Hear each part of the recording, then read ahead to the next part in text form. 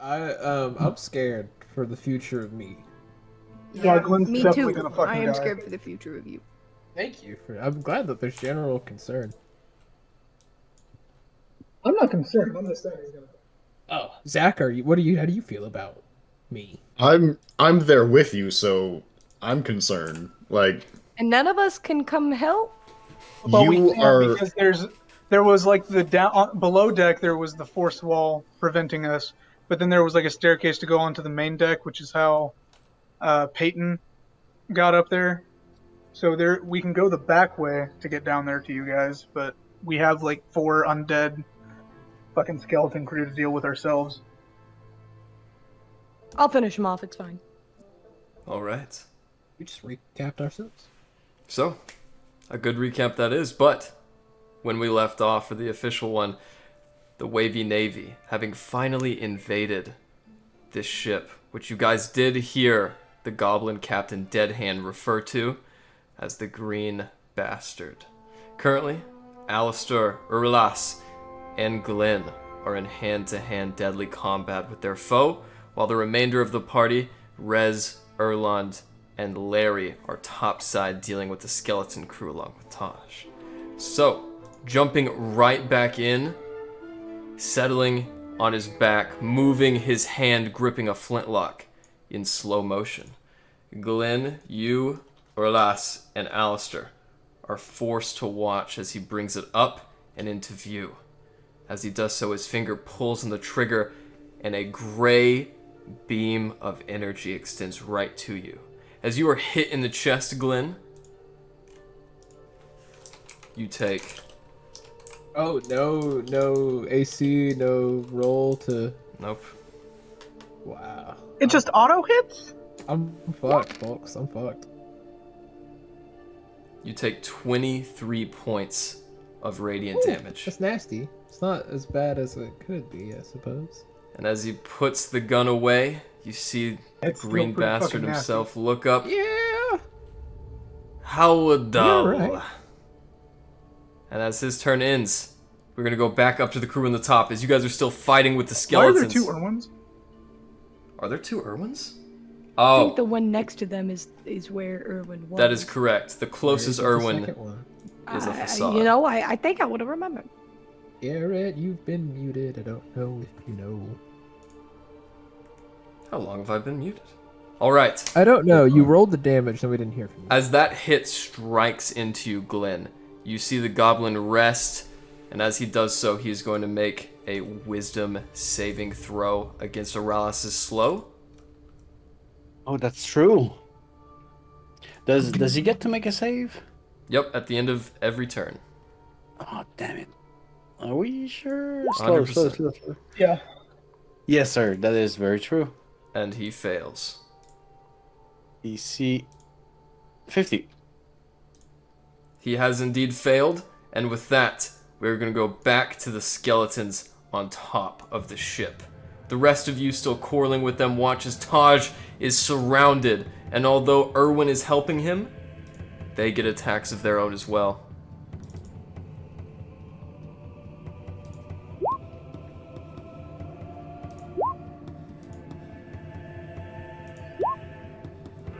Laying into Taj.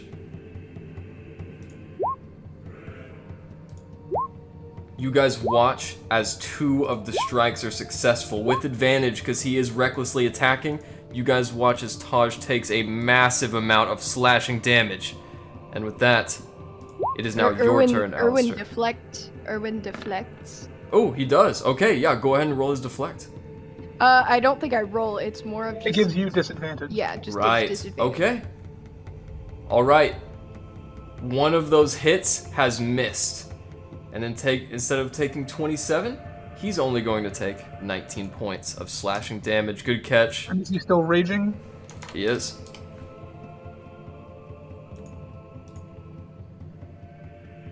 With his resistance, it's going to go up a little bit. And we are going to go to your turn, Alistair. What would you like to do, as you are still down on the crew quarters? what? So he pulled out a gun and shot Glenn. That's right. Does the gun look to be metallic? does indeed. However, the majority of it, aside from those metallic accessories that run the length of the barrel and receiver, seem to actually be made of bone. Okay. Okay. So heat metal probably wouldn't work how I'd want it to. It's worth a shot.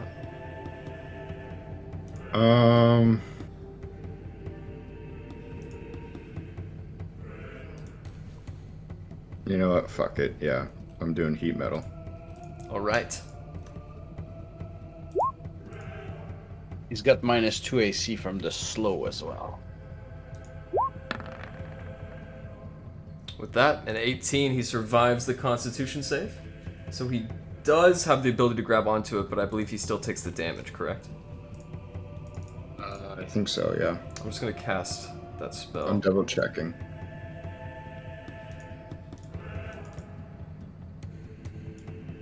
Alright, so he still holds on to it as he takes the damage from the fire. Is there anything else you'd like to do? Alright.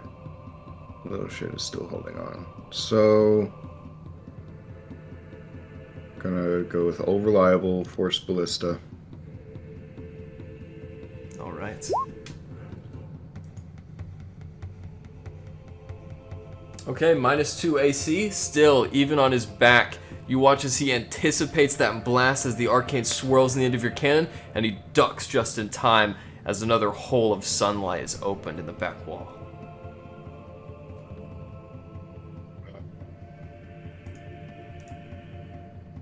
Alright, yeah, that's my turn.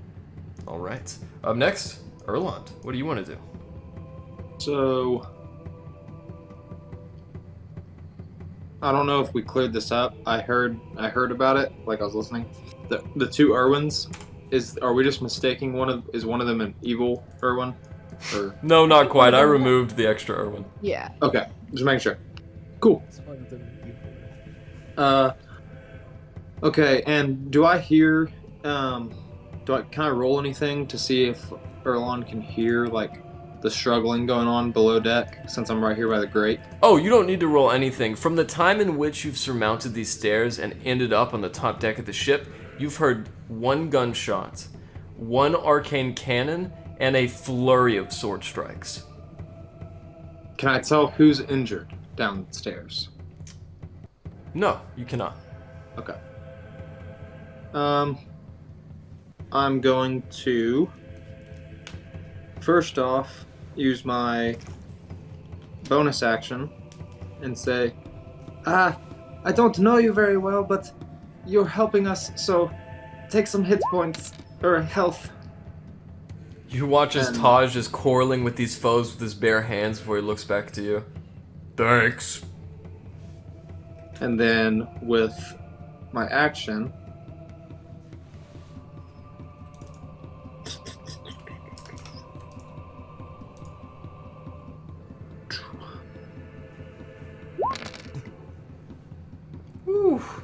Alright.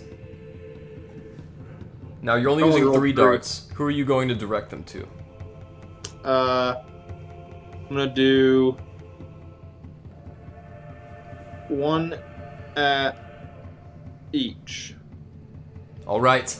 Layree and Rez, you watch as a flurry of starfire extends from Erland's robe. 3 stars levitate over his head before he motions in the direction of the skeletons, then one by one the stars fire into each of them. As they Do you want take me to that roll- damage...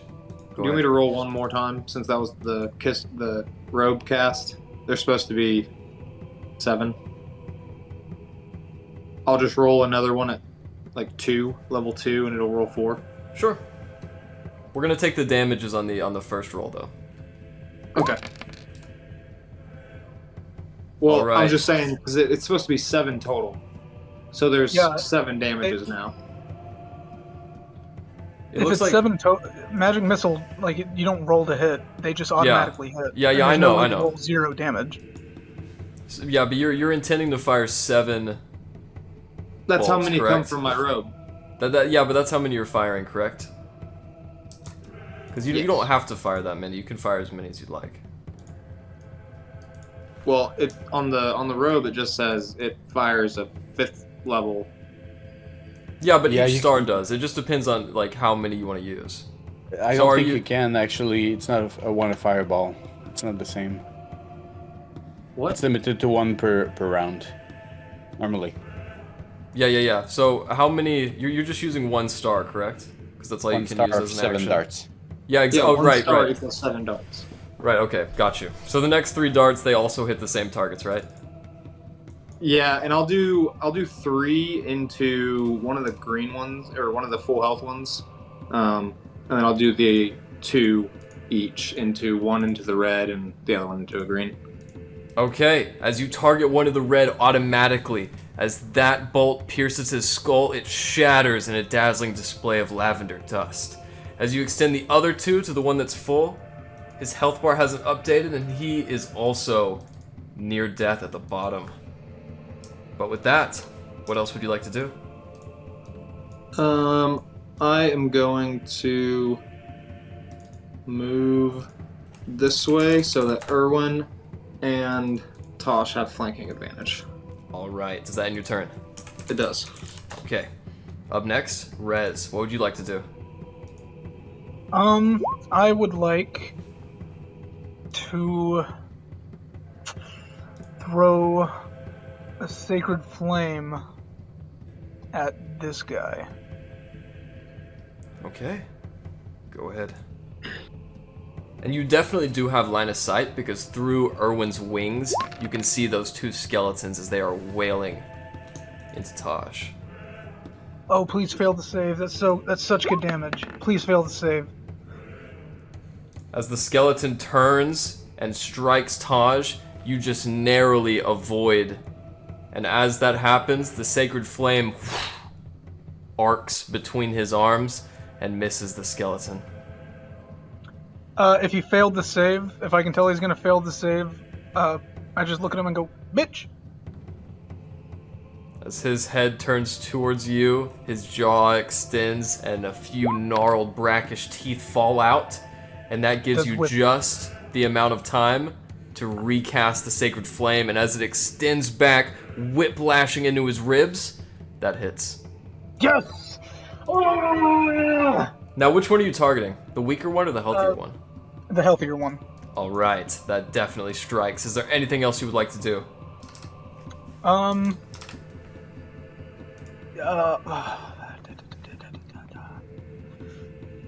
Is this staircase to my left, does that go up or down? The staircase immediately west of you goes up.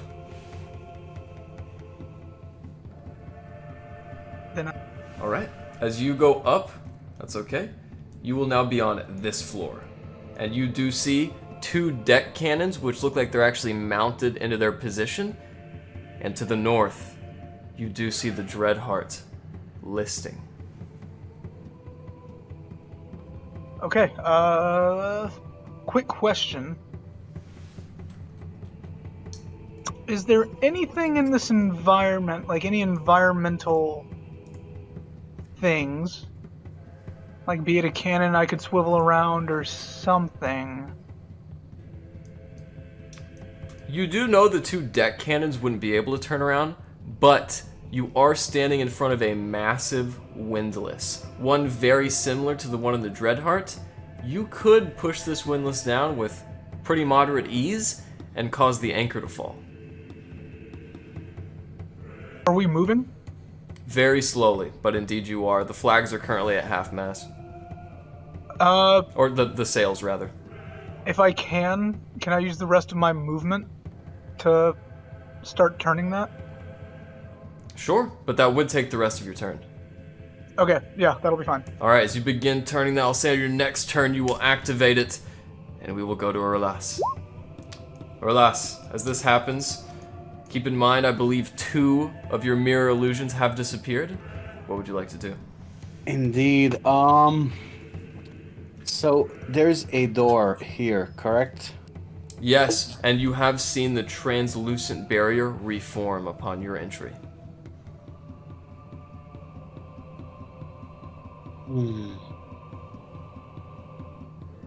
Got it. Okay. I want to make sure that he stays slowed.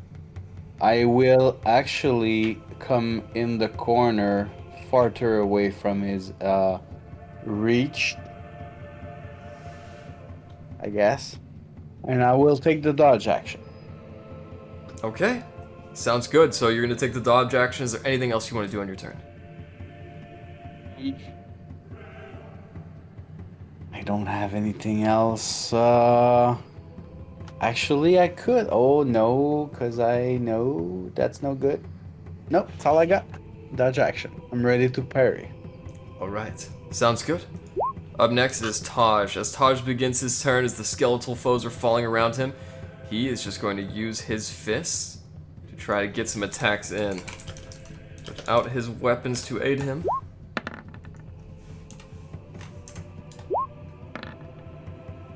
All right. 2 hits onto the skeletal foes. And as he deals his damage, you guys watch as Taj brings his fist around and punches one of the skeletons. Its jaw loosens, and as he brings back his elbow, you guys watch as a finned arm with translucent gray shark skin shatters the skull of the skeleton to his right. And as that ends his turn, it is now Rory's turn. Rory is going to get to this barrier, and seeing that she can't open it, she is going to escape towards the door that was opened by Rez, and she's going to get to the base of the staircase behind you, Layree, at the end of her turn. Bosun Green will run to the translucent barrier, and Alistair, as you look over your shoulder, you see a sniveling old man as he wipes mucus away from his nose. Captain, what do you want me to do? Stay alive for now. Help whether you can. I am right good at doing that. Glenn, as you are still hovering over this collapsed body, Captain Deadhand stands to his feet. What would you like to do? Yes. Okay, so I've been thinking about this. I'm not confident in the damage that I can do to this man. Yeah. This is only just me, myself, on one round. So what I'm going to do is I'm going to give myself my remaining 31 points of lay on hands. I'm going to just put my hand on my chest. I'm going to give myself my last 31 that I've got. And then I'm going to lean into him. And I'm going to tell him, try it again, Captain. And that will be my turn. All right. A good turn at that. As you end your turn, he looks up at you. I say you are skilled, but I have a trick of my own. And you watch as the gun... my wife. You watch as the gun he's holding is still singeing with fire. He puts it back in his coat and picks up his rapier on the ground.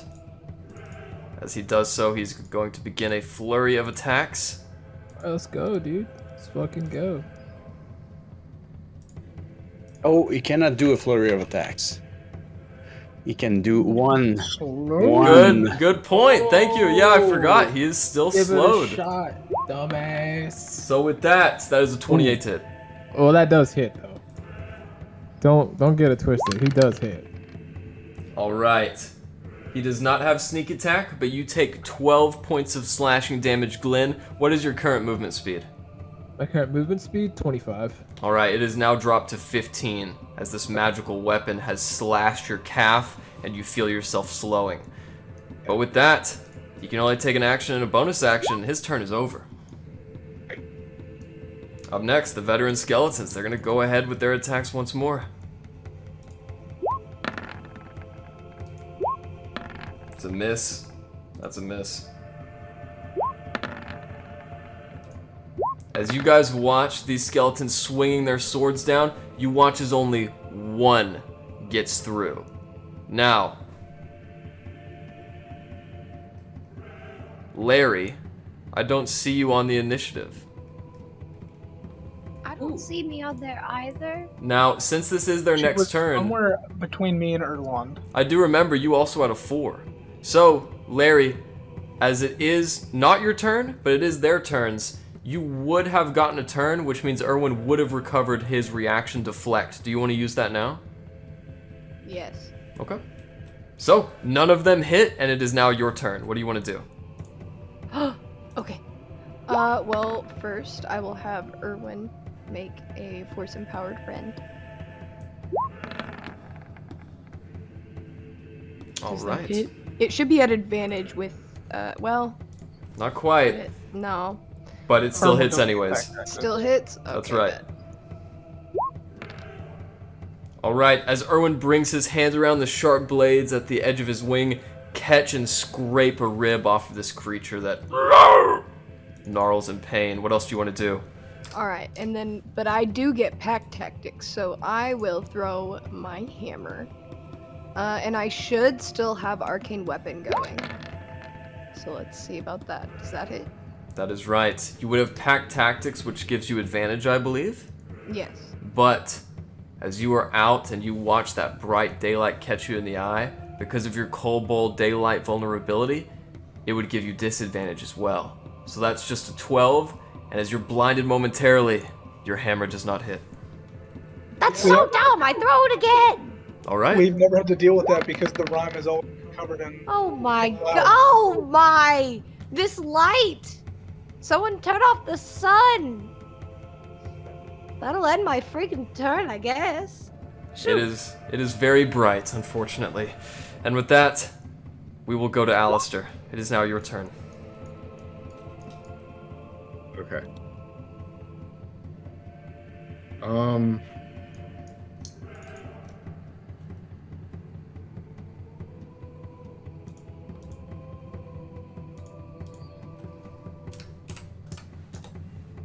Alright. I'm going to use my arcane firearm. 23 to hit.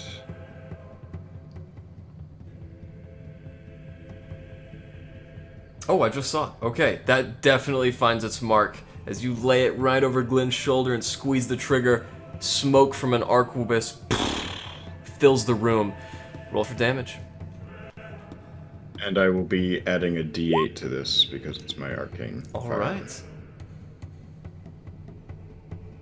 So that's 7 plus 4. There you go. Very nice. Is that all fire damage? That is all fire damage. All right. You watch him wince in pain as he rubs it. Yeah, killing me would be a pleasure. As he throws it down, you see that his mercurial blood, when it hits the floor, almost evaporates the wood beneath it.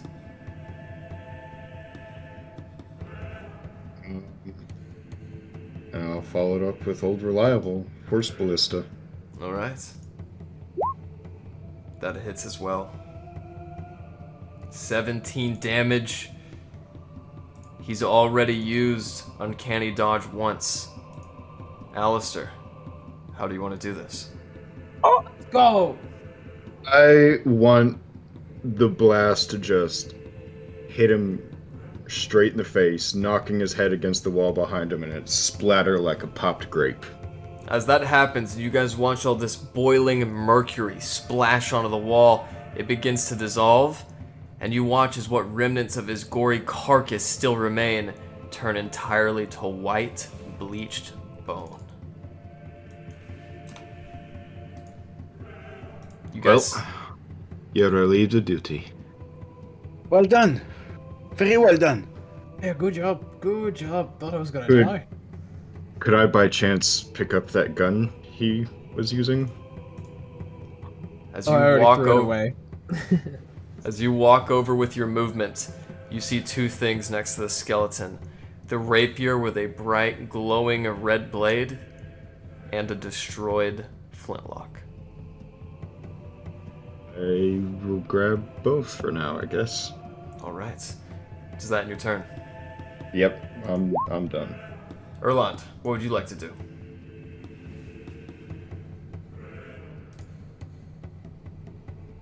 Forgot I was muted. Welcome back. Sorry, I was stepping by the window, you know. Oh yes. I am going to.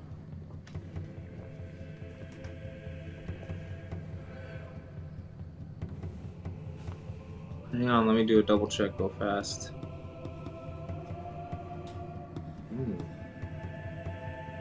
Okay, I'm gonna go. I'm gonna just take my step right around here. Then I'm gonna cast Guiding Bolt onto that old veteran right there. Alright, this veteran sailor face grimmest grime across his armor looks to you, and as the bolt extends, it finds its mark.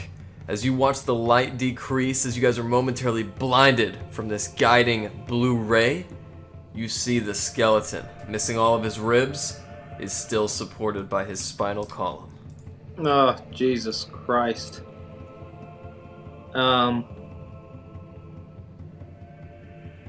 I don't have a bonus action attack.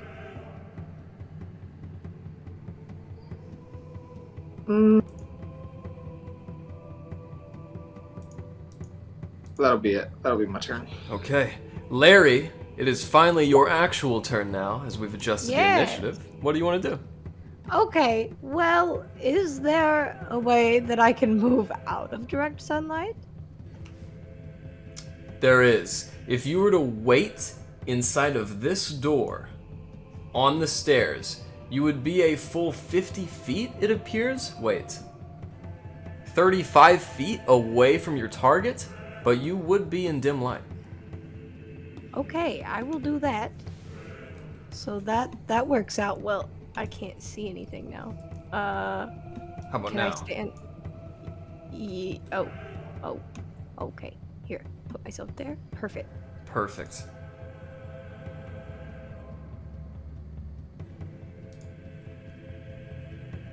What do you want to do? Would that hit for Erwin? Can you hear me? How does Erwin want to do this? Oh man, Erwin's just gonna like slice right in half with the wing.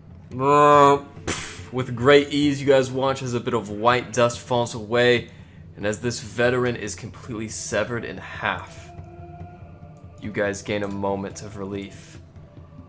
As you guys sit around, And the anchor falls.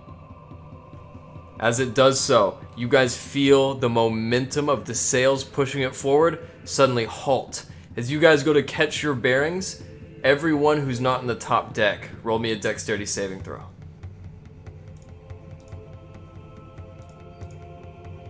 Is that us? Yes. But do I have to roll? No. You Okay. and Erland and Rez are just fine.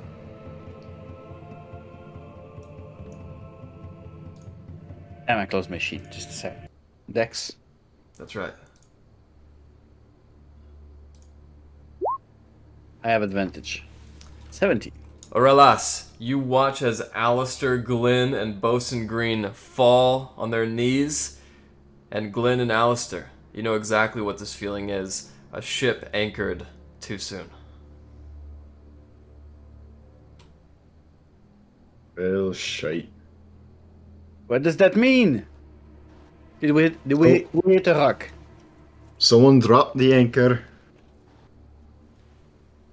Yeah, it's Oh. usually not good. Is I it not good suggest for them? we get Not good moving for on. us. Not good for anyone Over on the the boat. earpiece, you guys hear, "Hey guys, I dropped the anchor." You know what? This makes a lot of sense. That sounds right. It's fine. We'll get back on the sea. We'll be sailing. We can just push them overboard. It's fine. It's fine. Hey, thanks for All killing right. that guy. Oh, but I was happy to. He was kind of pissing me off. I don't much care for other captains. Would you, by chance, need a sword? No, I got like kind of the sword. All right. Actually. Yeah. What does it do? Is it anything special? My sword kicks ass. My sword rules. It's from a god. Could I do an Arcana check on the rapier? Absolutely. And Aralas, as he does this and you see him arcanically investigating this weapon, go ahead and roll me an investigation check. Got it. 29's got to be something. Sorry, just shy. Oh, fuck you. Alistair, this is a rapier of elvish make. Often preferred by Aralas, you know, the duelsmen and higher noble class of House Daganathan. This is a thirsting rapier. It causes 2d6 damage on a natural 20, as well as its crit damage. And whenever a creature is hit with a natural 20, it has to make a constitution saving throw or take 2d6 at the start of every turn. It's a very fine blade. Does look very nice. Elvish, I would maybe guess. Well, I'm more of the aim and fire sort, so if you want it, it's all yours. It would make a nice addition to my collection, indeed. Well, okay, I'll take it for now, and we'll see later. If I'll have this Truthsbane maybe to give away, if need be. Captain Davies, do you read? Aye, what is it you want, you bumbling moron? Our ship is listing. Are you talking about? Our ship, the Dreadheart, is listing. It's, tipping to the side. I'm running up the stairs. Alistair, as you bolt up the stairs, and Glenn, you've heard this communication as well. Those of you who go up look across and see fire lingering off of the Dreadheart as it is sunken into the water about 15 degrees off of its normal axis. How far away is it? It is approximately 200 feet away from the starboard bow. Captain Davies, do you need to get over there? I want to get fucking over there. I grab him by the shoulder and say, come with me. And we disappear and reappear. No, I don't have that. I wasted that spell. Never mind. I can't do that. Yeah, I got nothing, dude. I can't even help you right now. Yeah, we disappear for like a second, and then we reappear exactly where we were. Alright. As he jumps from the stern deck and attempts to do that, you guys realize you are still where you are, and I need everyone on the top deck to make me a perception check. Ooh, spicy.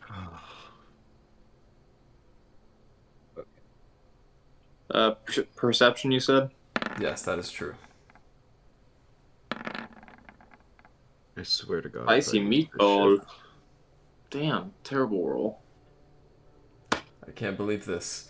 So, Layree, as you watch those rays of sunlight hitting you in the eyes, you hold your hand up to shade, and as you peek out of the hallway, you swear you see one ray of sunlight, not shot down from the sky, but actually a ray of fire being shot from the ship.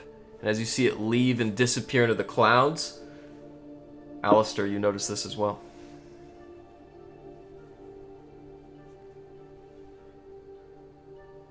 That's weird. What's weird, Larry? What's going on? Anyone have a fucking plan to get over there? I start Over taking the net off of the rowboat on this one. Just use this boat. Can I launch I'd use this the boat. can I launch the lifeboat? You can, but I hate to say this, Rez, as you begin unwinding the knots around the lifeboat. Please make me an investigation check, or an insight check, I'll say. Alright, Rez, as you begin untying the knots, you realize as you get to the last one, if I untie this knot properly, the boat will fall on me. So instead you do not do that, and wait for Alistair to push it over the ship. As you do so, Captain Davies, and the boat falls over eagerly and plops into the water, what do you guys want to do? Jumping right in.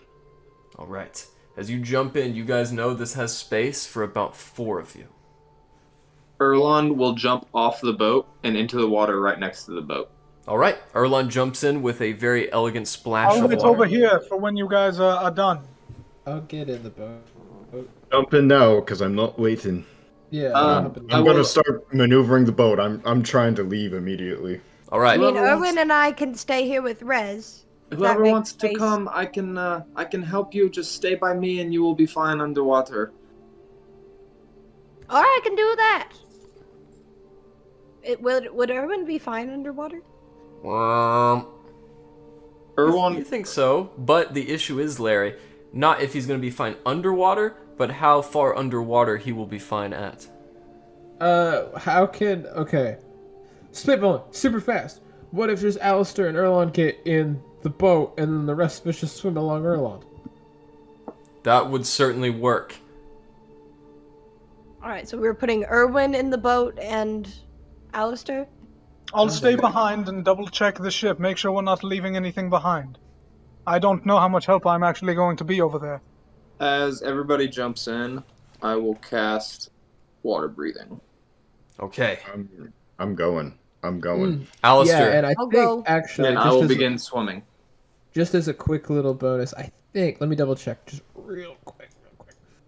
Let's see. Okay, so yes, anyone within 10 feet of me, any creature of my choice within 10 feet of me, ignores the penalties of movement or attacks while underwater. So you can all move at your full movement while underwater, so long as you stay close to me. Okay. And you can all breathe underwater as long as you stay close to me. As Alistair and Erwin begin pushing off, the rest of you are swimming only about 10 or 15 feet behind, depending on your movement speed.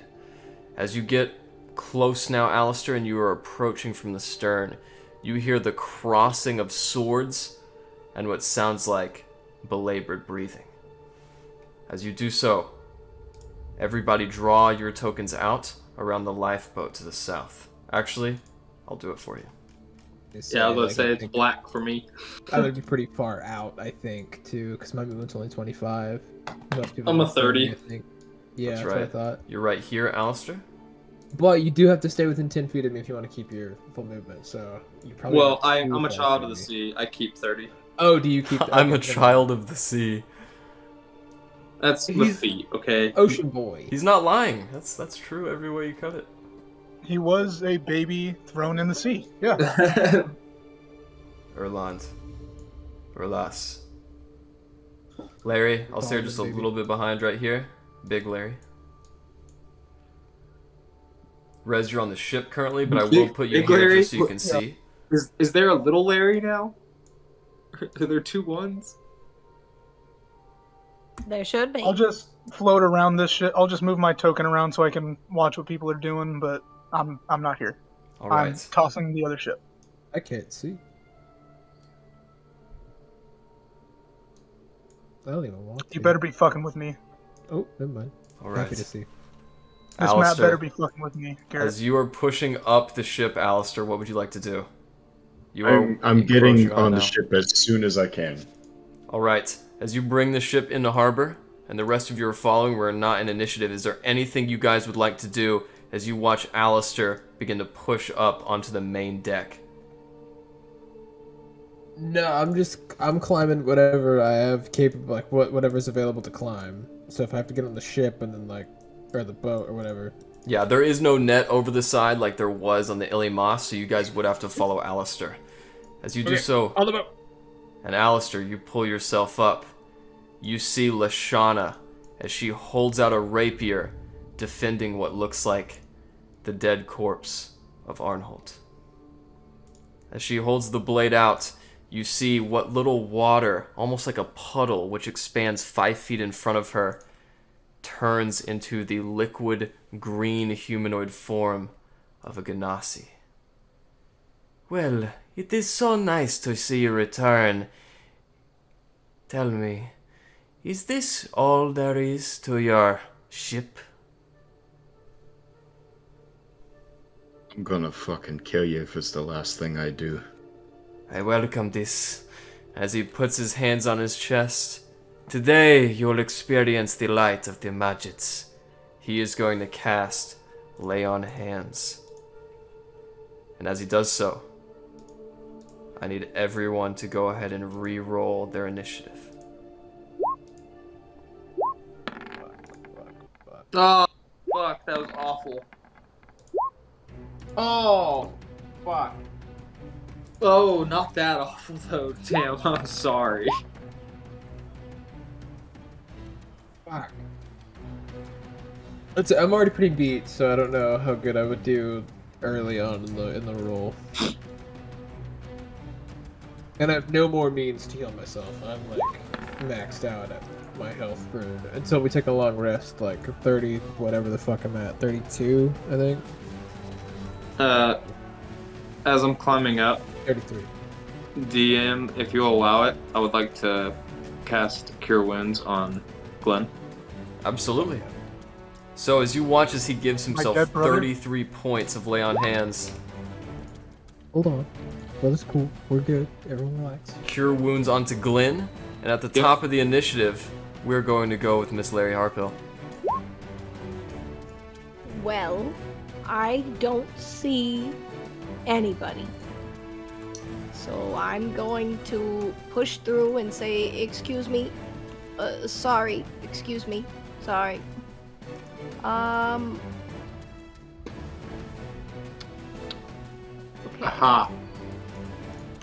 I see.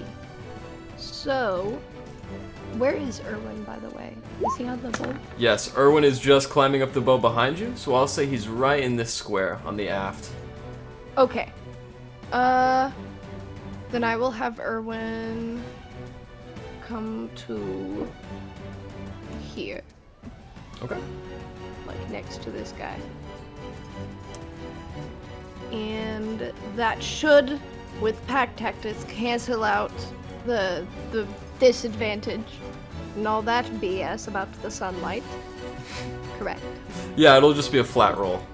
Okay.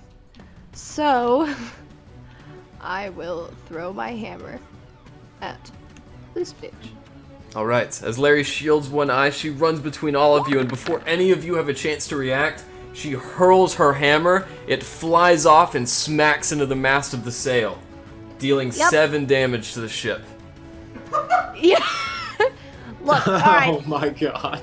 Gotta shake it off. And here we go.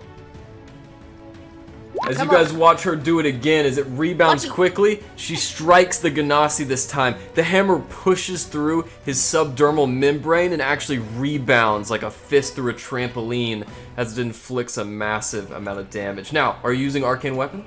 Yes, so I'm rolling that d6. Oh, GM roll. Very nice, very nice. All right. That damage in total. You watch as he pulls his nose out, reforming it to its shape. Very nice. You may be challenging more than the dwarf is. And then a force-empowered rend. All right. As your bonus action, he anticipates this construct, and as it slices down, you watch as the water in his body forms around, avoiding the hit. Is there anything else you would like to do? That will be all. All right. As he still looks just as healthy as ever, Orlas, go ahead with your turn. So I just climbed on the ship. How does Lashana look? Does she look herself?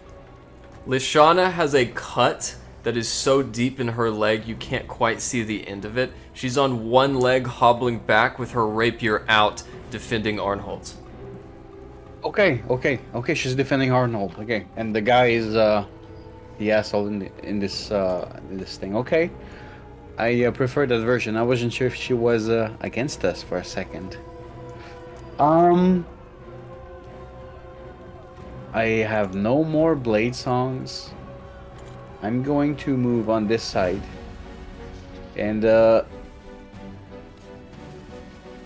who's this one person here? That's the worshipper of the thing, correct? That's right, that is the Ganassi doing battle with Layree. The aboleth. Okay, I couldn't see the triangle in the middle from where I was. Okay, I will do something funny. I will try to bonus action telekinetic him to the west. Okay, does he need to make a save? Yeah, DC 15 strength. Okay. That's my bonus action to start. Alright. As he plants his feet in the ground firmly, you watch as the movement actually carries his braided hair off of his head. You see seawater expanded, And as he feels this sensation overwhelm him, he glances directly at you. Okay, this I can't cast. You know what? Shit. Shit. Shit and shit. Well, maybe it'll work twice. I will use my action to cast a slow on him. Okay. There's no more enemies I can see. Maybe I would take one more step. He succeeds the wisdom saving throw as well. I don't see any more enemies, correct? I see Fargrim on the turn order, but not on the map. From your position, you do not see any more enemies. I do not see like above the ramp here. Well, you do see above the ramp there, but he is on another ramp behind that wall that's north of you, actually on the bow of the ship, so you wouldn't see him. Okay. Do I need to see? Do I need to see? Up to 6 creature of your choice. No, if I just know he's there, I could try to target the other man. Okay. In a 40-foot. Yeah, it would fit in there. Now, you've used your action. You've used slow as well as a bonus action, so how are you casting your next spell? Slow I can up to 6 creature. Oh, okay, so I'll make a wisdom save for him as well. Yes, depending on the angle, if you think I could try to. It's not gonna work. Oh, okay, it would be slowed. And he fails. So as you feel as though your spell has succeeded, what else do you want to do? Seeing that happen, and I'm very hurt, and I don't have anything else or much, I'll just back up and I'll say, Lashana, go to safety, please. And that's my turn. Alright. Alistair, on the start of your turn, you hear a blood-curdling scream, not from anyone around you. It sounds like it's coming from the belly of the ship itself. Someone help us! Don't do this to me, man. Gonna move out. Step in this way. And go and try my alien blaster on him. Alright. You watch as the laser actually hits, but he, in preparation, opens a hole in his watery body to allow it to escape.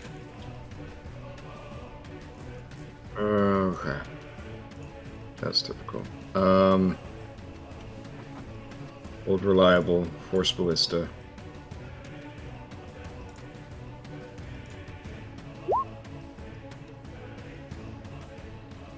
Alright.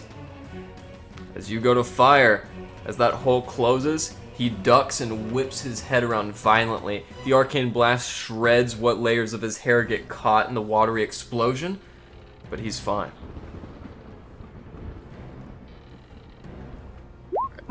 So that's my turn. Rez, back on the ship. You are locked. You might occasionally peer off of the bow, looking at your friends as they fight some 250 feet away.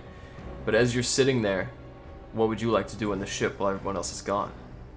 How long did it take him to get there? It took them approximately 3 minutes to get there. Okay, so in that time and on my turn, I want to have completely turned the ship upside down, grabbed every piece of loot I can find. I'm tearing the ship apart. All Because I don't right. necessarily know what's going on over there. I just think, oh, they're putting out a fire, they're patching the ship. I don't know if my eyesight's good enough to see them fighting. Not quite, and even if it was perfect, it's listed on its side, so you can't actually see this deck that's ramped towards Yeah, one I side. just think they're making repairs or whatever, because I haven't gotten any word. So I'm just going to continue tearing the ship apart. Should I roll? Alright, now you do know about the secret entrance in the crew quarters on the second deck, but go ahead and roll me an investigation check to see if you find any other hidden items.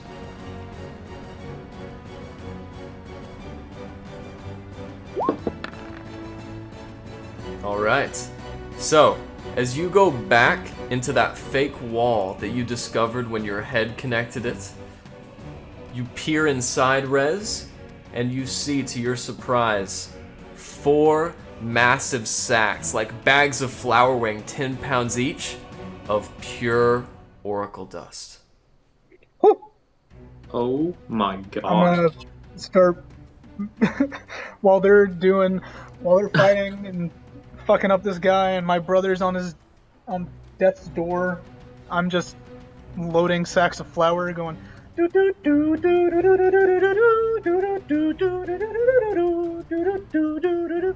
Just loading, just bringing them all to the top deck. Any goodies I find, I'm bringing to the top deck. All right. As you pass by the captain's quarters, you can see Taj is inside, actively rifling through a giant chest. As you watch him pull out a massive warhammer and throw away a few other items that his other party members once had, you spot something else in the captain's quarters. Roll me a perception check.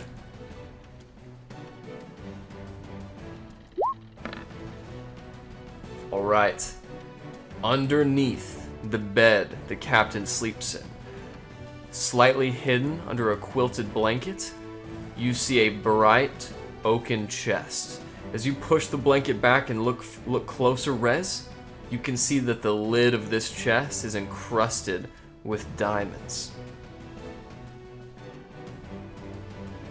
Ooh, okay. And I think it just narratively, I'll end my turn there. Thank you. Glenn, Erland, and Layree, as you're peering over at Alistair fighting, you guys watch as a very slow-moving dwarf, comprised almost entirely of fire at this point, begins descending the stairs. As he does, fire licks up the side of him, and he gets to right here, I believe, before he gets to do his one turn, which is to use his action to conjure a mace in his hands. And as he does so, we're going to go to your turn, Erland.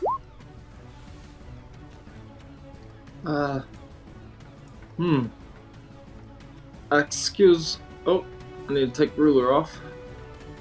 Excuse me, Glenn, I'm gonna squeeze by right here. Oh wow, there's a lot of people I could not see. Hi. And then I am going to... I double checked it, I just need to triple check it. Yep, cool. I am going to use I'm gonna take one more step forward actually. I'm gonna use the Staff of Frost to cast Cone of Cold. Alright. Now, you wouldn't be able to hit both of them. Do you want to hit Fargrim or the That's what I'm Ganassi? going for. Fargrim is who I'm going for. Alright. He's got disadvantage on dex saves, I think, from Oh, the yeah. slope. Make sure, though. And I that 100. And that is a natural 1. So with that, as you watch this big blast of cold emanate from the end of Erland's staff, Erland, make sure to take the charge off. And as the cold dissipates, you guys see Fargrim now with his beard completely extinguished and disappeared. But he is still standing. And then let me double check this real fast. That was 20 feet.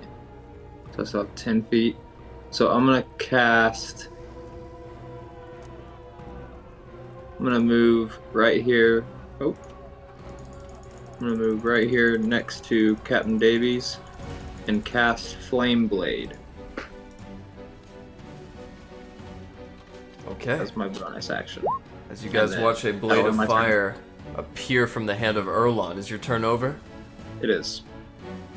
Glenn, what would you like to do?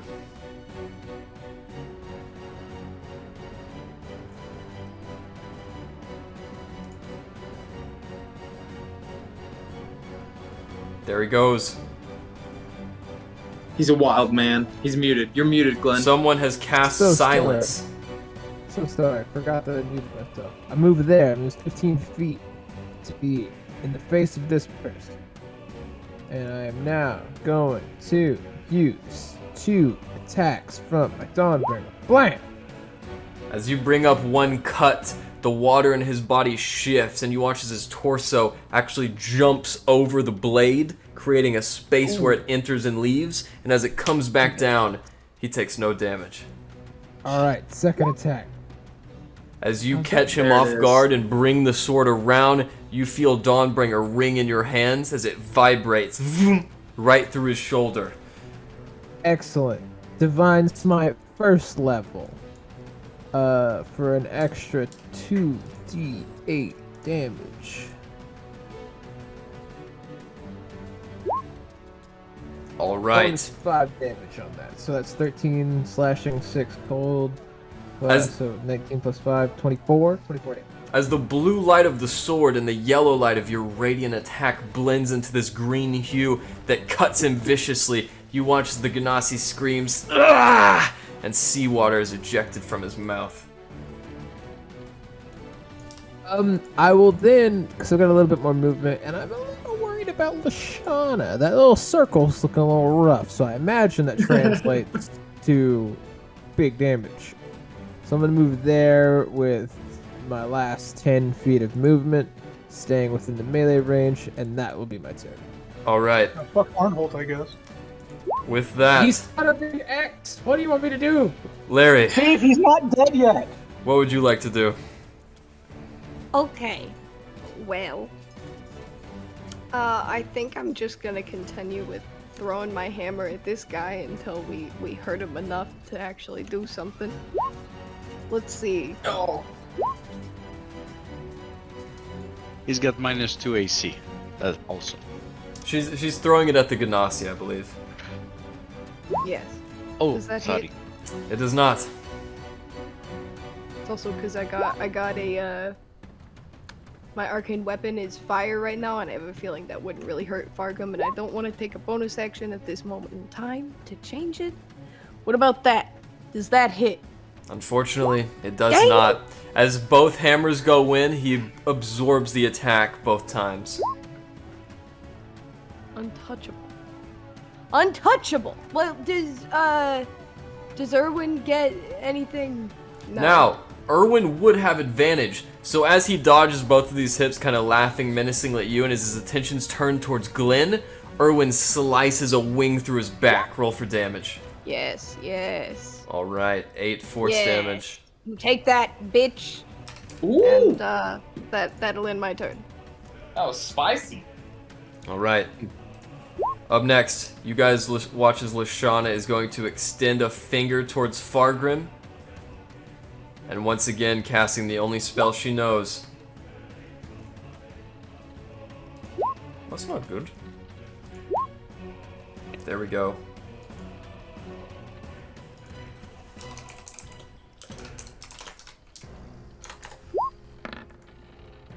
That's normally an attack roll. It is indeed. And it will hit. Can you guys hear me? Yeah. Thank you. Yeah. As that strike hits, you watch as Fargrim with his extinguished beard turns in slow motion. No!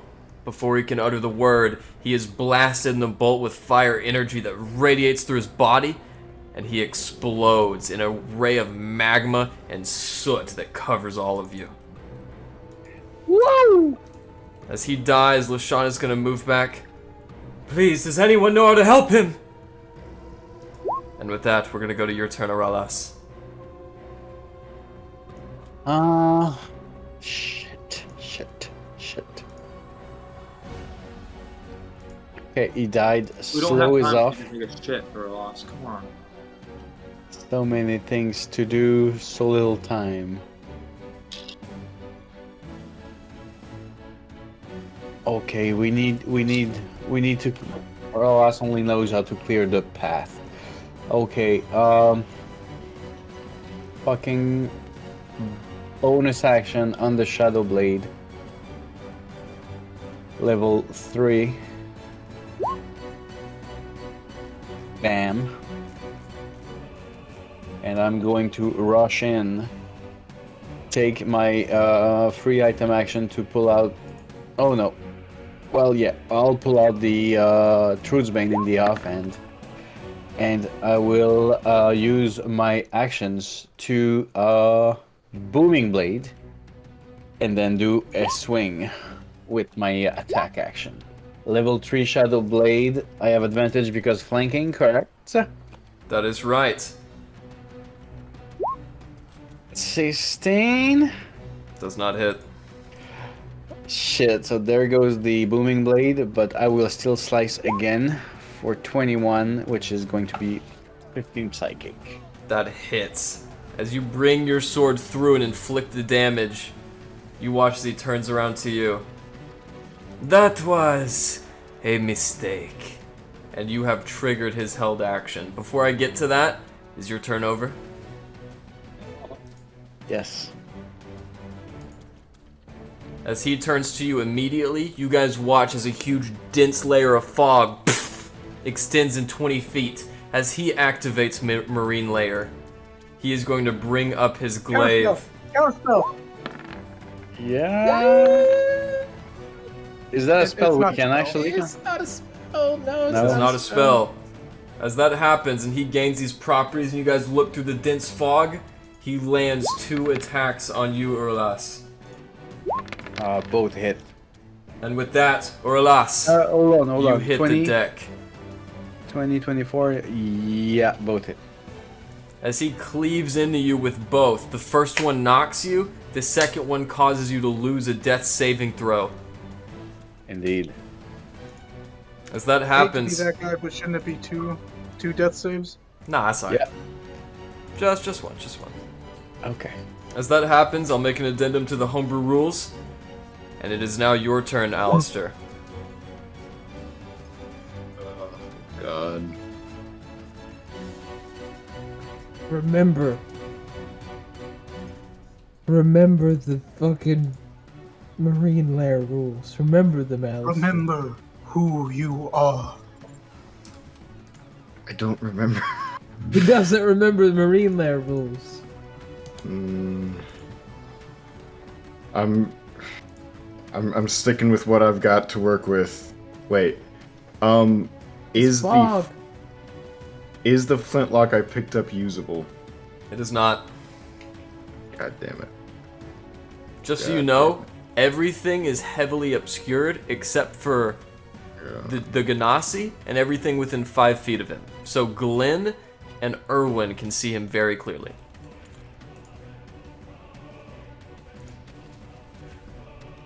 This is going to be a terrible idea. I'm going forward until I can see him. Alright. As you can, you appear in front of his face.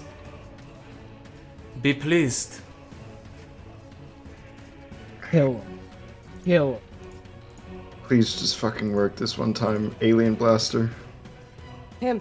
Kill him. Kill him. Let's Alistair. go. Come on. Let's go. Let's go. Alistair, Come on. how do you want to do this? I'm just walking up, pulling out my Alien Blaster, putting it right between his eyes. Get off my fucking ship, and I'm going to disintegrate his head. As that happens, you guys watch as the fog enters back into his body and accumulates into his head. As the laser enters, his head grows twice in size as he backs up to the wall of the ship. No! No! And raining all around you is ash and seawater.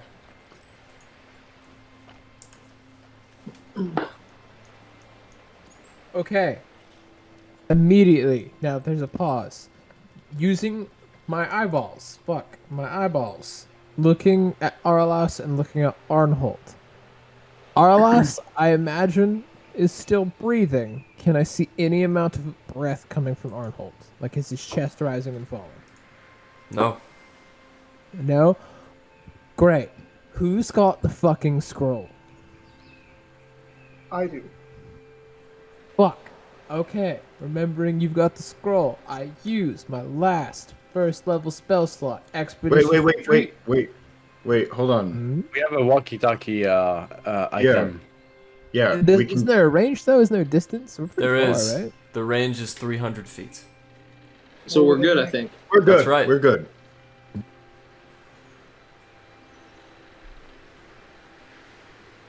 Can I also say by this point that Rez has asked Taj for his help in raising the anchor and bringing this ship closer to our ship? You may try. Roll me an artificer's check. That's going to be 1d20 plus your intelligence modifier. Something Well, yours At doesn't this actually time, work. Erland is going to run up to Erlos and cast Cure Wounds.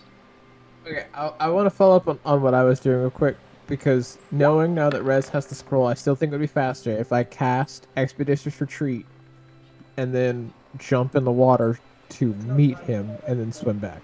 Alright, Rez. So I'm going to do that. Expeditious Retreat, so bam. I'm going to count that as 5 feet in the water, and then I can move 50 feet, 10, 15, 20, 25, 30, 30, 35, 40, 45, 50, and then I'm just somewhere.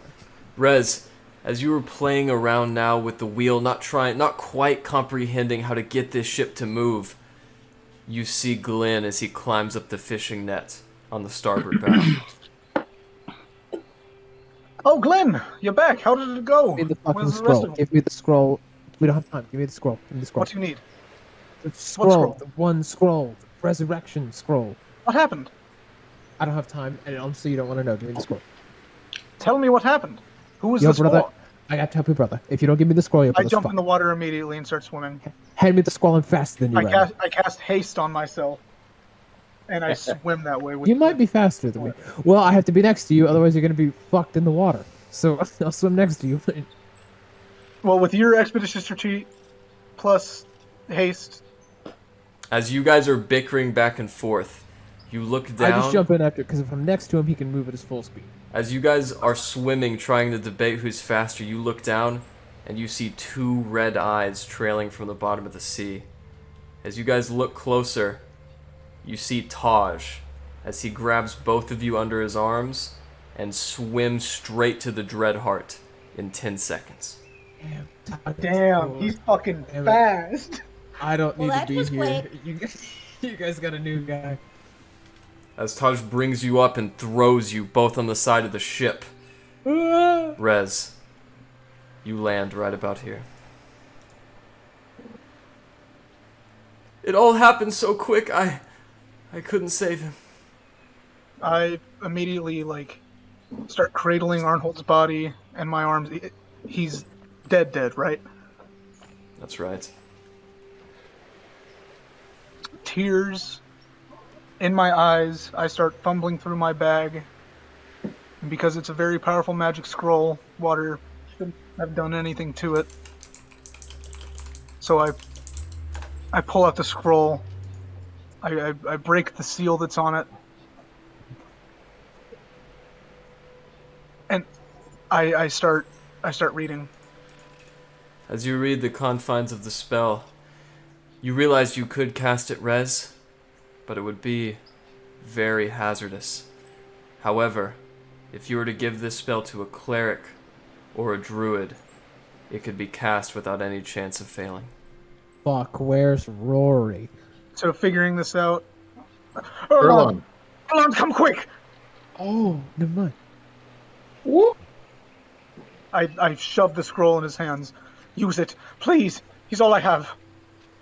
Glenn's doing a prayer ritual. I'm taking off all my fucking I'm putting my sword down. I've got the fucking my necklace, my rock with pole in it. Okay. Erland will begin casting Resurrection based off of the scroll.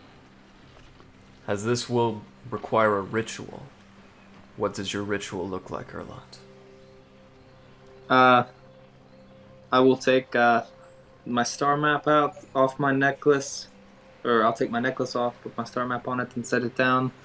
I will arrange the robe on the ground, and I will begin praying to the stars, but you all just see my star map begin floating above my robe as it just is trying to, find the right constellation in the galaxy to create this resurrection spell. Knowing that it is currently First Star the 16th, you look about the stars and attune with a still forming constellation, Erland, the constellation of the Lady. as you hone her powers and you watch all as starlight begins to descend from this bright noonday. The yellow energy filters throughout Arnholt. And as you watch his chest rise, his lips begin to part and a breath escape, we will take our bathroom break.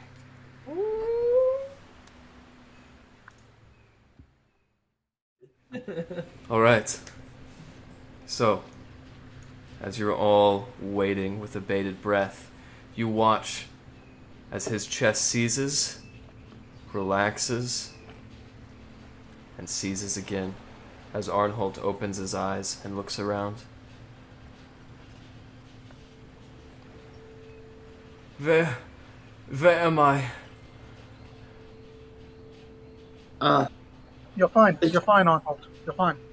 Hey, take it easy. He has, he's been through a lot in the moments that he's been gone, so he should not be pressured or pushed at all.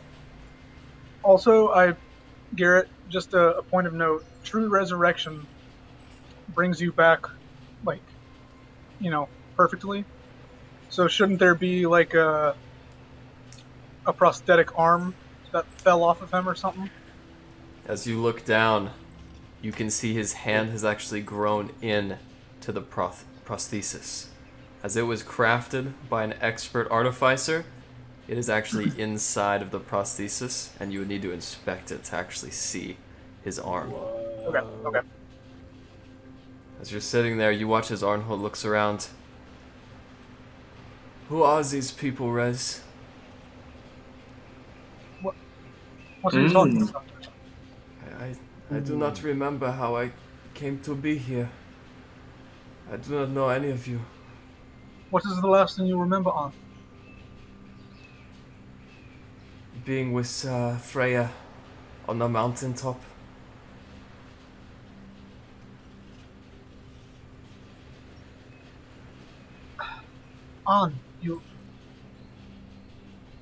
It's been a while since then. How long has it been? It's been about a decade since everything happened. And he falls unconscious. Take it, Rez. We said take it easy. I'm just gonna carry him downstairs. I told you, the hours he's been gone, it feels like years. Rez, as you descend the stairs, are you going down the north stairwell or the south one? Let's go north. As you go down the north stairwell, you immediately feel water as it accumulates around your ankles, and as you look down, almost the entirety of the bottom deck has filled up with water. 3 kobolds fight to repair the floor, and 2 of them look up. Help! Get the captain! I turn around, sloshing out of the water.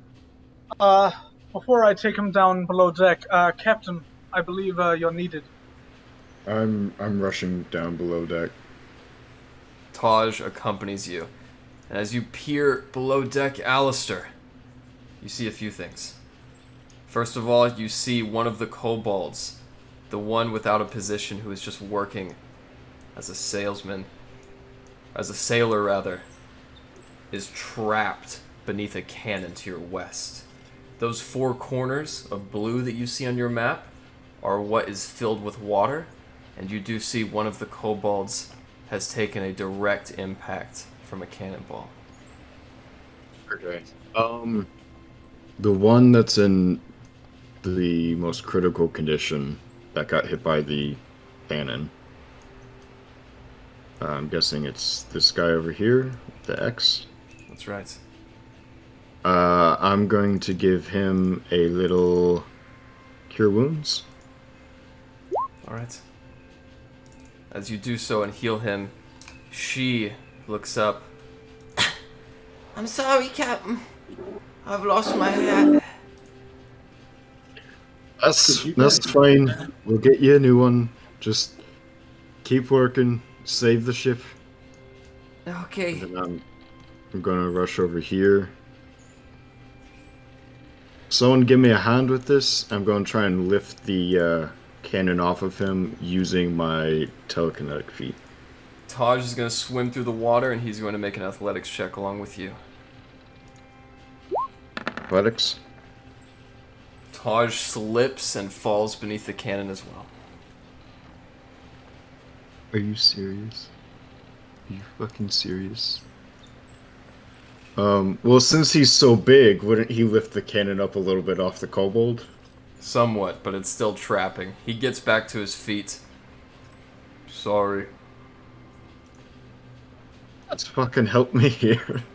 Seeing, Give me a goddamn hand. Seeing Alistar run away in a hurry, Aurelas would follow. Alright. Orlas, you taking the north or the south stairwell? I'll follow him, like, with a distance, because I feel he would start running faster than I would. Okay. As you do so, you will appear behind him, just in time to see Taj flash into the ground. Would you like to help? It would help, and I have telekinetic as well, which is maybe more powerful than I am. Alright. Along with Alistair, both of you using your telekinesis to right either side of the cannon respectively, you can place it wherever you would like. But you must be in agreement. I'll just follow you, Lee. Just tell me where to go. I'd say just push up next to the wall here, out of the way. That's what I'll do. As you It's push clear it enough. out, another kobold coughs water. Oh, thanks, Captain. Always a doozy. We're not out of this yet. Can I identify where most of the water is coming in from? There are 2 holes underneath the deck. One of them is right over the keel. The other one, though, which is closer to the stern mast. Sorry. No, I was correct. The stern mast actually goes straight through the ship, and that is where the water is pooling in at. Erlond is going to. Oh, whoa. Sorry about that. All good. Erlond is going to rush downstairs and note that everyone around me within 30 feet can breathe underwater.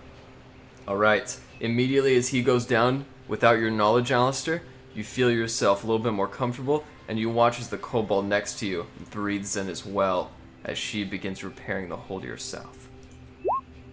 Using a combination of mending and the right tool for the job and carpenter's tools, and I'm doing everything I can to fix this hole as fast as I can. I'll roll whatever you want. I have something. Could I ritually cast Tiny Hut to make it a inflatable bubble of waterproofing? Yes, where would you like to put it? I'll just I need 10 minutes though to cast it, so I'll ask Alistar where he wants it. So yeah, I will just cast that Tiny Hut, which bars objects that will be barred from passing through. So I will select water, and we can still work through it, but water cannot go in it. Now, as Alistair begins repairing, and that dome of air around him, and the fact that he can breathe in water means it's a steady job, Layree and Glenn, you too also hear the sounds of repairs, and you both know as well that you can fix destroyed ships just like Alistair can. Yes, I would like to come help. Now, according to the player's handbook, repairing 1 hit point of damage on a ship costs 1 day and 20 gold points. Gold coins, rather. However, that's not what we will be doing. Instead, I will just ask that you, as well as anyone else who wants to repair, make me an artificer's check, Alistair. Okay, so 1d20 plus what? Erlond, you're not proficient with carpenter supplies, nor are you a bosun or an artificer, so you will be unable to help in the repairs. Well, at least you guys can breathe.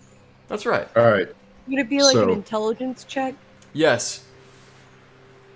All right, so I'm adding a flash of genius to this, so this is going to be +8 to the roll.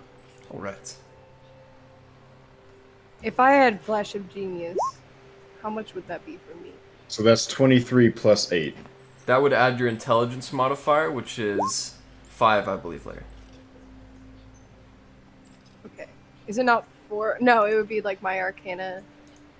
Do you roll a d4, Alistair, Uh, for Flash of Genius?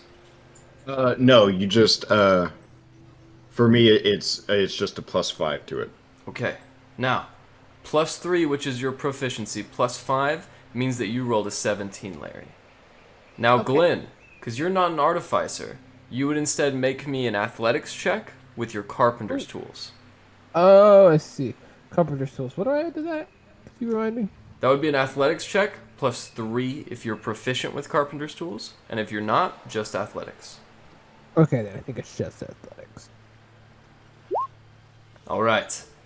Over the course of an hour, Alistair, you fix the hole in the bottom along with the cobalt. Larry, together with Glenn's carpenting tool, which looks like an adze that he uses to repair ship often, you guys easily repair the 2 holes on top in 30 minutes. bet. As that happens, you guys are still stuck with a deck filled with 5 feet of water on its deepest side and about 1.3 feet of water on its shallowest side. What would you like to do?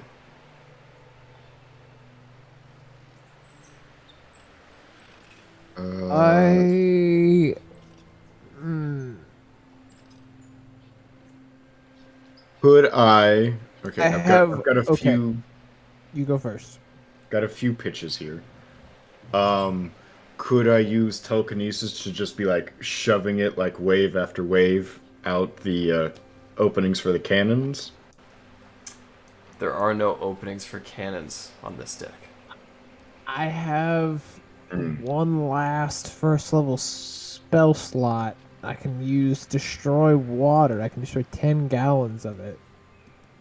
Okay. That's all I got. I would Yeah, say there's so- approximately 50 gallons down there. Well, I can get rid of 10 of them. So All right. I'll do that. With that, as you guys watch Glenn slap his hands together, the waves smash and 10 gallons of water are removed from this plane of existence. You guys feel gradually the ship beginning to right itself, and since Glenn has now spoken that he's below deck, I need Layree and Rez to roll me a perception check as the only 2 remaining members topside. I have an idea of something I would like to do. 1 moment. All right, I'm waiting. Larry and Rez, as they're fixing the ship, you notice it first, Rez Tholomew. The green bastard begins to move away from the islands. It's that motherfucker who turned to water. Oh, he wouldn't let me fight him. Hey guys, the ship with a bunch of loot is leaving. Now, Glenn, you know it's not that fucker because he did just die. Oh, is he the one that was on this ship? That's right. It's Mr. Green. It's Mr. Green. Fuck, is it? Okay.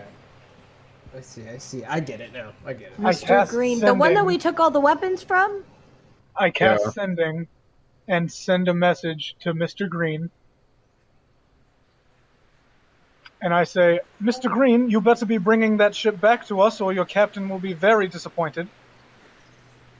That's gonna be Captain Green to you, matey. Oh, but no hard feelings.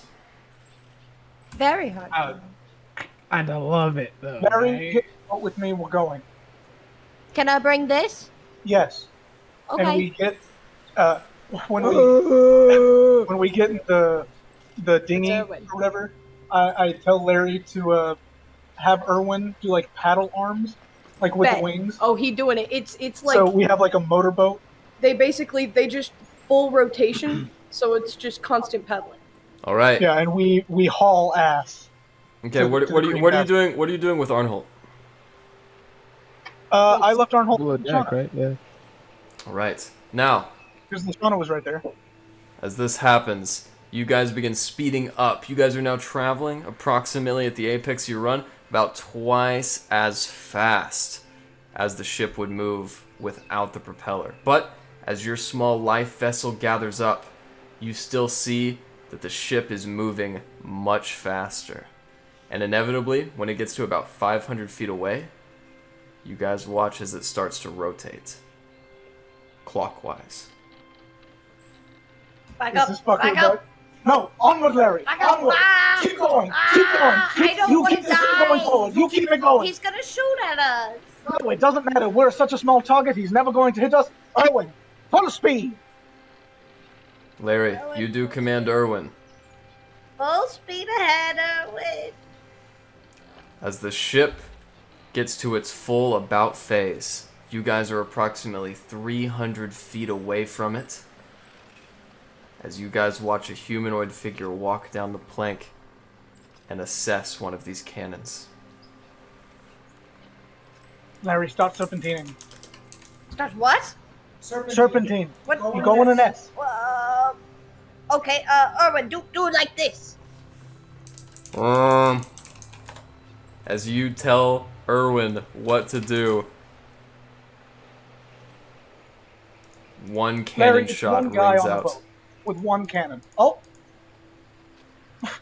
As that happens, Layree, make me an artificer's check, and I will add your bonus over the DC I have set. Is he not? I don't think he's shooting And at I you. will add the bonus to the DC you have set to the AC. Now the DC was 15, so you will not add anything to the AC as this shot begins to ring out.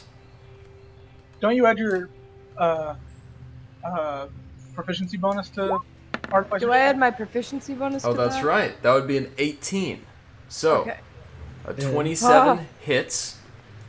Yep.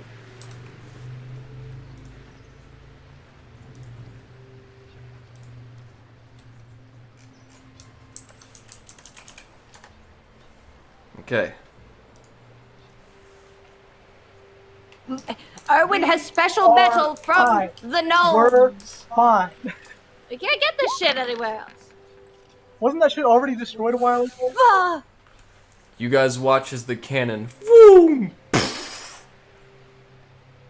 and Erwin is obliterated. The Thanks. ship comes to a halt. I'm going to kill you. Fragments If they in the don't water kill you fall first. around. And you guys hear a voice. You all right?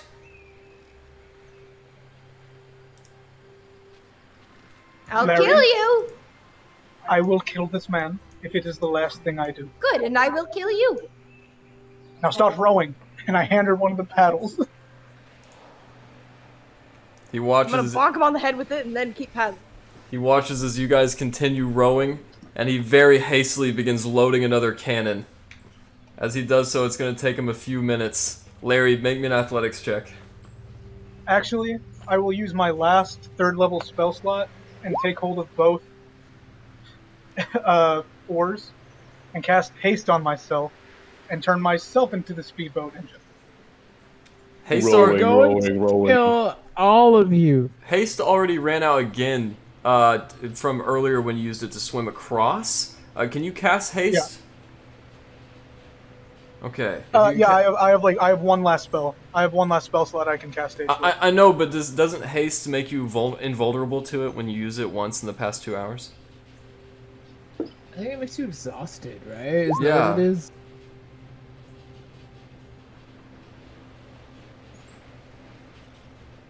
Oh, just until its no, next it's turn. just one turn. Okay. Okay, yeah. It's not As that you bad, cast right. haste with your last spell and you guys begin gaining and gaining, you guys get close to the base of the ship as he's going to light another cannon.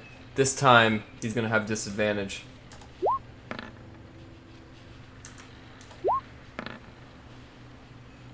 Okay. Alright, Wow. let me look up the AC of a life vessel. And just for sake of what's going on in our ship, any buckets that are on the ship, I think, have been passed out, right? And we're all just hucking water off the ship. If that is what you choose to do. So I got nothing else otherwise. I had the thought of finding the deepest part and putting one of my bags of holding at the deepest part and just opening it. The bags holding do got a limit, though, don't they? The ocean's pretty big. But we only have to do 40 gallons right now. I think I would much rather just a bunch of us with buckets. What would you like to do? You do what you want, Captain Alistair. I'm gonna keep hurling buckets of water off the side of the ship. All right. If bag of holding is what 500 pounds, I'm taking my mostly empty bag of holding. God. I'm going Are to we the about to deepest look up part. how much a gallon of water weighs? I'm going to the deepest part, and I'm opening up and I'm sucking in as much of the 40 gallons as possible. All right, what is the weight? A gallon weighs about 8.3 pounds. I can take that. I don't think I've ever had to look up more than right now. Okay, bag of holding carrying capacity is 500 pounds. 40 gallons of water weighs 334 pounds, so you could carry it. Doing it. I'm opening up. I'm sucking up all the water. As Alistair squats down and opens the bag, you guys watch as air escapes and all the water begins spiraling like a typhoon into the center of this bag. As that happens, Rez and Layree, you've gotten to the port side of this ship where there is a net hanging before you. Layree, come on, let's go. Let's fucking get this guy. Layree, he killed Erwin. You killed No, Erwin. he shot the cannon. You and I start climbing, but I hate And you. I zip up with my haste. About how much time has passed? About an hour. I mean, like, from when I cast haste. Ooh. 10 minutes.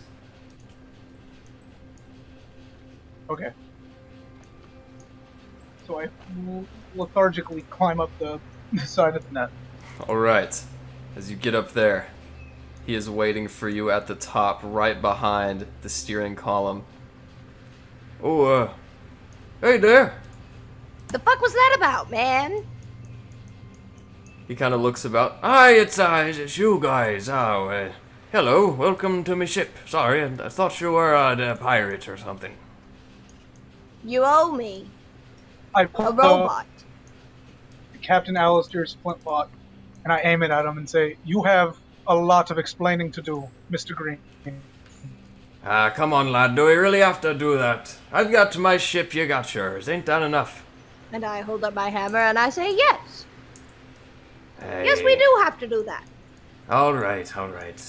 What do you want from me? Well, firstly, let's turn this ship around and head back, shall we? Fine. You got any supplies around here, like spare sheet metal or, magically imbued sheet metal or... We got a lot of tack in this, here boat behind me. Layree, feel free to take a look around. I've moved, while you guys were off fighting, I moved most of the good loot up top. Good. Feel free to take a look around any of it. I shall make sure that Mr. Green gets us back to our ship. And I aim the gun at him, and I walk up and I stand behind him at the wheelhouse. And Okay. I will look through that stuff. All right. As you go to look through that stuff, Layree and Rez, you have your gun trained on him. I need the two of you to roll me initiative.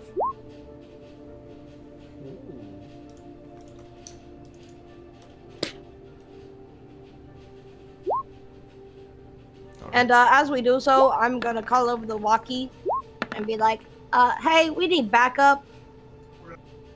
Dang it. As you guys are still gradually floating away as the sails are down, Rez, you notice first, well, Layree, you feel it too, as Bosun Green wraps his arms around Larry's waist and is going to throw her off the side. What do you want to do, Don't Rez? touch me like that. I want to shoot him. Gotta buy me a I drink feel like it goes without saying that I probably should have said it, but I was holding a shot if he tries anything funny. Okay. Yeah, you did say so, so go ahead in your turn.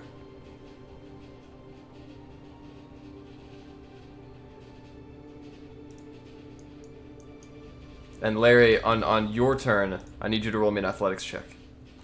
I will do so. All right. Rez, point blank, it misfires from all of the water log. As you go to slam a bullet out, you've got your bonus action left.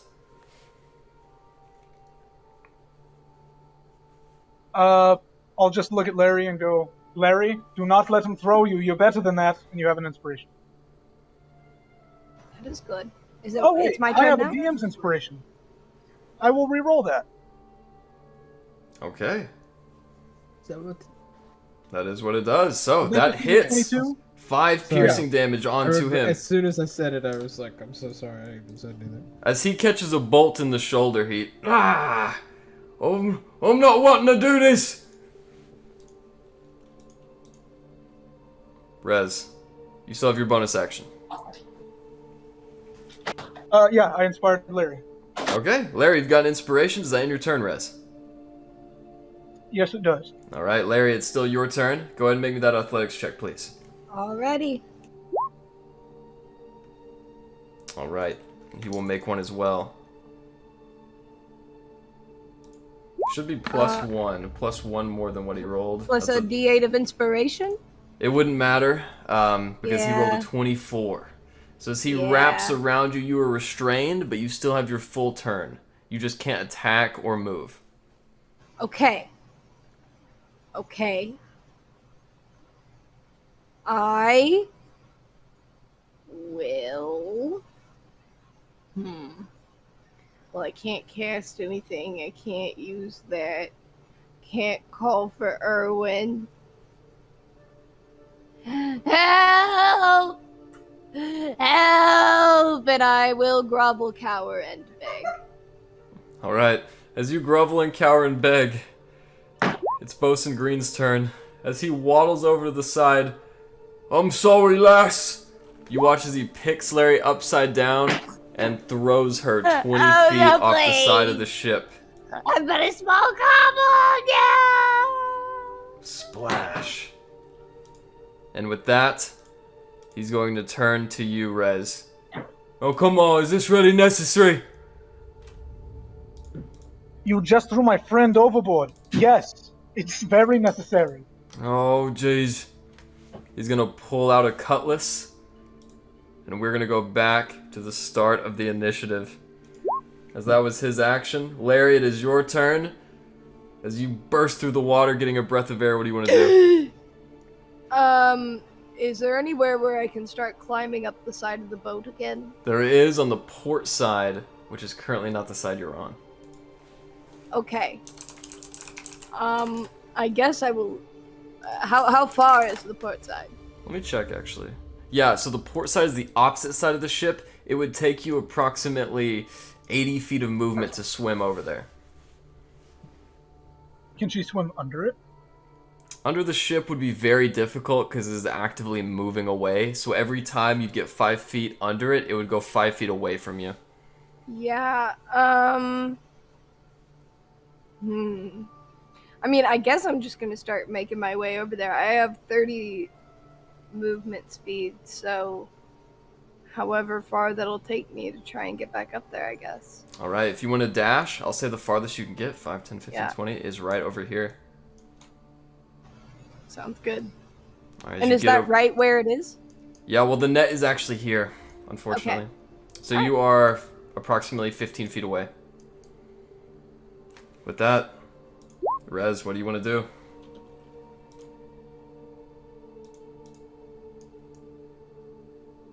Okay.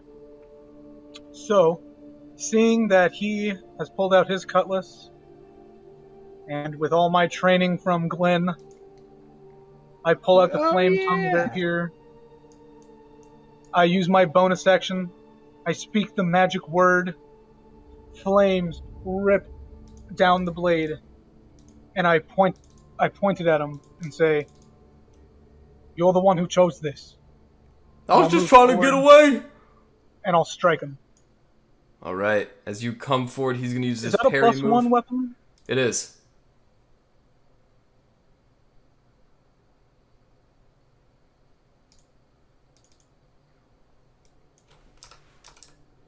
And I'm proficient with...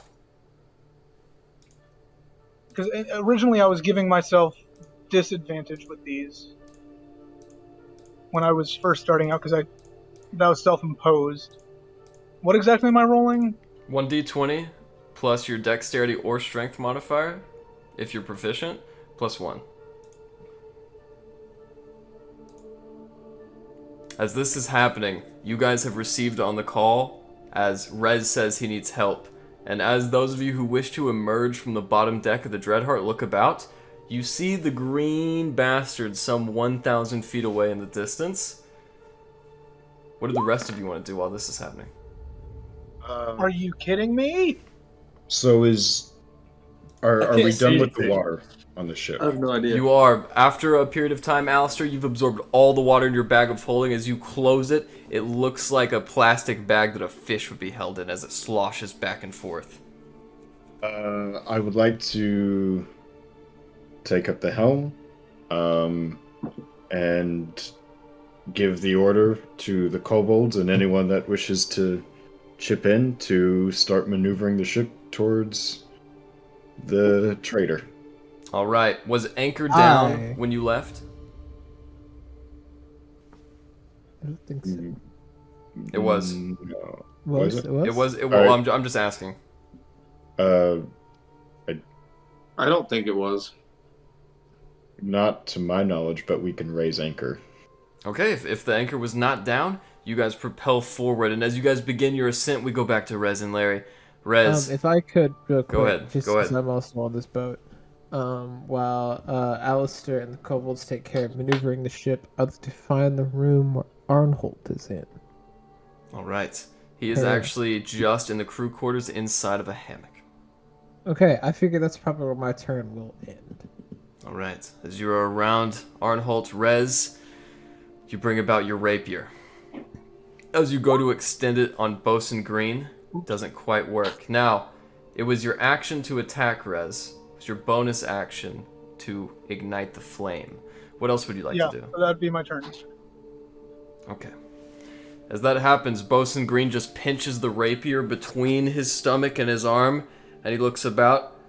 "I'm real sorry, lad!" Ah! As he brings up his cutlass, he's gonna try to bring it down onto you, Rez.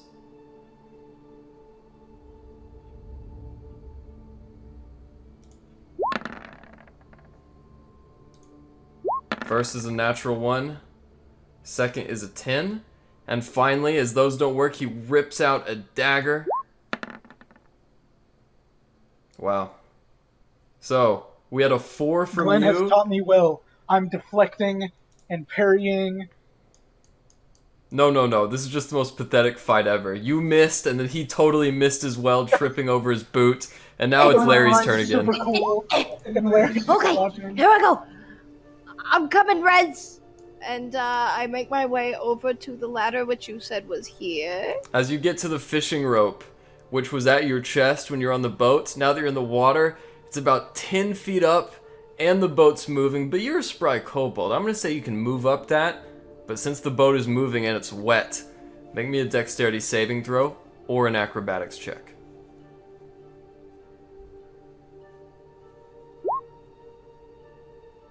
Alright, Larry, as you scamper off with your little feet and reach out to grab the rope, you've realized you've pushed too far, and you fall back first into the waves. The ship is going to move about 10 feet in that time. Well, I mean, can I cast anything from here? Yes, you can. I'll go ahead and, does Mr. Green over there, does he have any metal on his body? He doesn't, but you can't see him. He's on top of the aft castle, and you're 30 feet below on the right side, the port side of the ship. True, that is true. I can't really do catapult because there's no, like, ground. I'll wait. I'll wait. You're gonna hold your turn? Yes. What's the trigger? Well, I'm not holding my turn. I pass. Alright. Rez, it's your turn again. Using my sword, I pointed at his throat, wave it around a bit. A little bit of purplish, yellowish magic, which kind of blends in with the heat off the sword. Flares and tries to snare its way around his mind, and I cast suggestion on him and say, "Mr. Green, I highly suggest that you take us back to the Dreadheart right now." Alright. Is that a wisdom saving throw? It is indeed. of 16. I'm You good. bitch.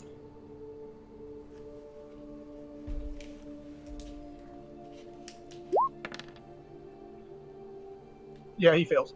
What is that? I said it's my cutting words. Oh, okay. You said you called him a bitch.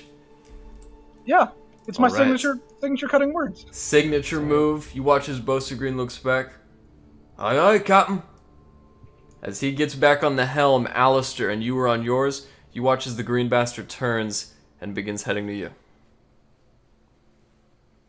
Inevitably, I will Okay, say, Layree, I don't know why I didn't stop that from the beginning, but here we go. We're good now. as that occurs, over the course of 10 minutes, both ships pass, and as they do so, Alistair, roll me an artificer's check. Hey, this is. Yeah. Layree, once we're within range of the Dreadhawk, drop the meter, That's okay? a 23. What? The wheelie thing. Go spin the wheelie thing when we get near the Dreadhawk. And Layree, from the ship turning, you would have ample time to climb and reach the windlass if you wish. Okay, of course I do. Yes. Alright. Layree, as you go to drop the anchor in time, Alistair has already halted and ordered the sails to be drawn up, and with his 20, you guys make a perfect reception as the 3. 23, even better. The port side of the Green Bastard and the starboard side of the Dreadheart are now approximately 20 feet from each other and facing. We have We got a it back, Captain Davies. we have a man down. Mr. Green, Man down. please come aboard. All right. As he climbs onto your ship as well, looking about. Can you really blame me? I'm going to give the order for the kobolds to start looting the other ship. Taking. Most of the stuff has already been loaded onto the top deck, so it should be fairly quick. Well, Aye, aye, they're Captain. taking wood, metal. They're taking pieces, parts, supplies. And I'm saying, hey, that's mine. I called it dibs. Dibs. Rez makes his way Give it onto the back! Dreadheart. With, And I start grabbing as much as I can. No, you give back. No, the captain said that was mine. Alistair. Take whatever is not claimed that can be used for the ship. If Layree has a claim on a shiny item, it's their claim. All right, fine. And you watch one of the kobolds who looked like they were just carrying an innocuous wooden crate, takes the lid off, and hands you, Layree, a gilded chest with diamond embroidery. I just said I had that under my arm. Thank you. Did you carry it with you? I thought you dove off the ship and swam through the ocean. When we got back, I cast suggestion, which is magically enforced. Okay. And then as we got all of our stuff and made our way back to the ship, I picked up the I fancy didn't hear chest. that. Well, it was as you were. I tried saying it as you guys were all You tried saying playing it. with the couples. I mean, I'll make a check or something. Hey, Layree. I didn't hear you say that. Initially.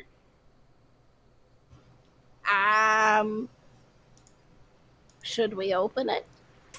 You know what? Let's go 50-50 on what's ever inside, huh? Deal. Okay, I'll take the tip of the flame tongue rapier, and if there's a lock, I'll try to break the lock or just open the lid. There is no lock, but as you put the rapier in the lid and flap it open, all of you in the Dreadheart, and even those of you on the Green Bastard looting, watch as the edge of the treasure chest opens and a gold light imbues forth, almost like Pulp Fiction. And as you look inside, you see this moving, organic, arcane mass, almost like a fluid water that flows like a dense mercurial liquid. And as it sits there staring up at you, anyone who sees this can roll me an Arcana check.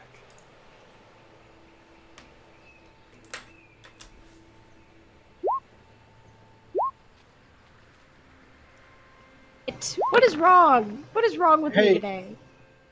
You know what, Larry? Maybe we should have someone take a look at this. I have no idea what the fuck this is, or But- even how to split it. But it's mine now. You know what? You can have my half. You can have it on the weekends. Deal. Okay. But we don't. But you're mine during the weekdays and the holidays. Yes, you are, whatever you are. I need something else to imprint on right now. I'm in a very vulnerable place. I'm very sorry about it. Hey, It's all here. your fault. I start digging through my pockets, and I'll give her 5 platinum. All right. This is for materials. If you need to, for when you need to make a new one. As you guys are having this conversation, Erland, Glenn, everyone else in the ship, you watch as Alistair with his kobolds pry over. And Alistair... Glenn is actually... sorry to interrupt, I'm so sorry. Glenn, actually, based on what we said earlier, I am in the room where Arnholt. Correct. My apologies. I'm not there. Alistair, as you go to the deck of the Green Bastard, you know exactly what this chest is.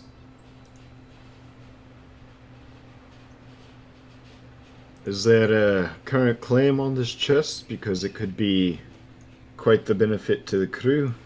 Oh, I well, it's mean, mine on the weekends. Larry's I on the weekdays. lost Erwin. Alistair. I feel for your loss, but perhaps we can make you a new one. This chest here, you see, it could serve the crew very nicely. All of us. Ow. What does it do, Alistair?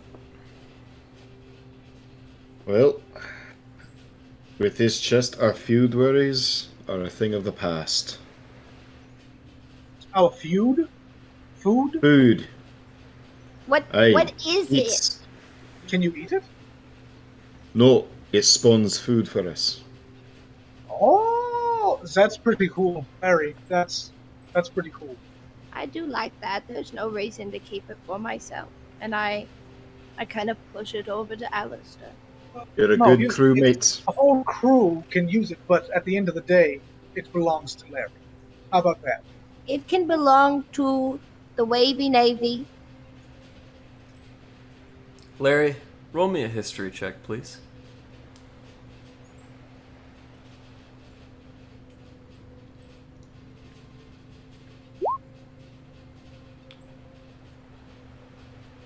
After a while, Larry, looking at Alistair's reaction and description of the magical item, you know that this is an abracadabricus, a chest not too dissimilar from the one possessed by your lovely maid Marchand. Anytime you speak a word that is either a food or consumable item, or any other mundane item that costs less than, I'll have to check, but I believe it's 20 gold, you can spawn it. Rum. Bottle of rum. The kobolds do so. Do what? I asked for rum. Oh, I thought you said huddle around. Alright, as you say No. rum, you guys watch as that typhoon of gold liquids begin to spin, and it eventually spins into a tornado-like precipice that then appears a dark bottle of aged crimson rum with 3 X's around the band. Garrett, real quick. This is a bit of a weird, kind of out of place question, but what year is it? And does Avalloft and Kilrador use the same calendar? Thank you. They do not use the same calendar, though they have arrived at the same year. In a Vestin, it is currently the month of Lavor. However, for everyone else, unless you're going off the Dwarven calendar, it is First Star the 16th, and it is the year 429. No, 430. It is the year 430. Okay. I want to try something, and I don't know if it will work. Because you just said rum, right, Alistair? And it gave you a bottle of rum. Okay. I am going to try. I look at the box, and I say, Vucilian rum, or Vucilian wine, from 402. Unfortunately, it doesn't quite work, because that is more than this gold gold requisite. I thought it was any food item or any mundane item. That's less than 20 gold. So like both have to be less than 20. That's right. Okay. And What actually, now about, that I look it up, it's less than 1 gold. Oh shit. Okay, well, I thought I was going to be able to treat you guys to a very special wine from my homeland. Taking the rum, I'd like to go back to address Mr. Green.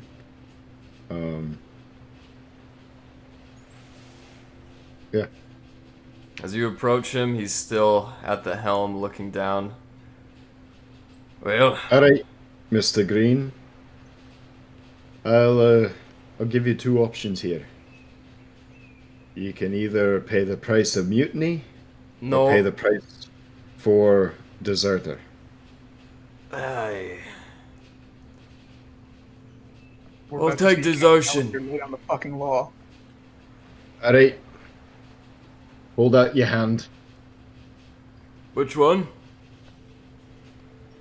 Your least favorite. He looks at his left hand, and then he looks at his right hand, and then he looks at his left hand, and he gives you his right hand. Aye, this is the one you're willing to lose. Aye. I'm going to pull out one of my flintlocks, and I'm going to shoot his other hand that he didn't hold out. Oh, God, no! As he looks at it, a hole pierced through, and it's actually causing the nerves in his finger to twitch. Why you done that? That's your warning for desertership. Now, I believe you also cost us a crewman. No. Would you attest to that? I deny yeah, these he accusations. destroyed, obliterated Erwin.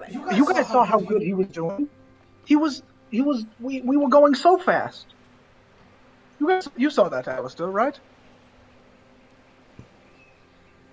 Well, what I know is Erwin was here earlier, and I don't see them here now. I had no idea. I saw a vessel approaching and shot him with the cannon. Well, you're doing all the gruel tasks. No, You're cleaning up the mess, the piss, the shit, all of it. And All if right. you ever make one move against this crew again, you'll wish it was as simple as a death. Understood. He looks to you, Layree. Sorry about your lad.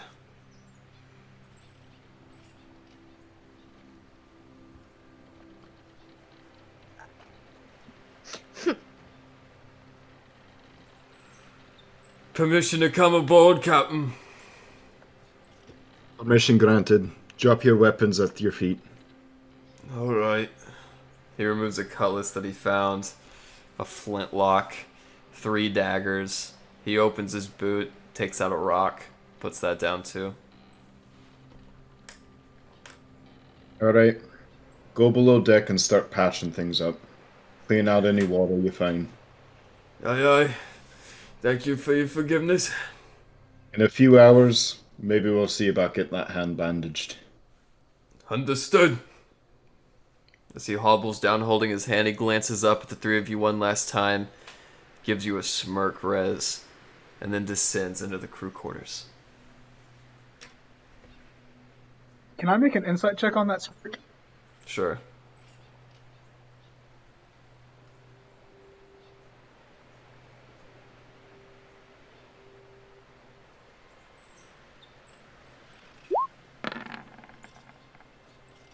It was rather devious. Sorry. With that, Glenn, you hear steps down beneath you, and you see Bosun, rather Mr. Green, clutching a bloody hand. Oh, sorry, sir. I didn't want to disturb you. Over the walkies, I just say, everybody keep an eye on Mr. Green. He is a particularly shady figure. I don't trust him one bit. But Easy labor. He's better off dead. I think he's gonna rise up against us. He's no real threat. As he does so and goes back down, cleaning up all the blood that kobold left. Glenn, what are you doing? Glenn's dead. It's unfortunate. Another man Glenn! down. Glenn! What's Aralis do? He is taking a short rest. I would be just chatting with Lashana, trying to get my energies back, and getting attuned to that nice sword. I'm still here. I was just cooking something in my air fryer, so it was kind of loud. As So I she muted does, myself. as you do so, Lashana kind of grabs you by the collar and pulls you in for a kiss. Oh, I'm not gonna lie. The way you defended Arnold was, well, you looked like a lioness for a second. Well, that's quite the compliment because I felt like a lamb. No. You were right up there. Did you Yes. see how much I did slice the air and miss my target quite a bit? And then he didn't miss me. Well, I did hit him, but I think his body formed around the shot. You did better than I did. I'm quite happy. You know, that rapier of yours looks awfully familiar. I wasn't sure actually. Do you know who it belongs to, or do they have a few of those? Only knights of Daganathan use, or rather wield, swords with red blades.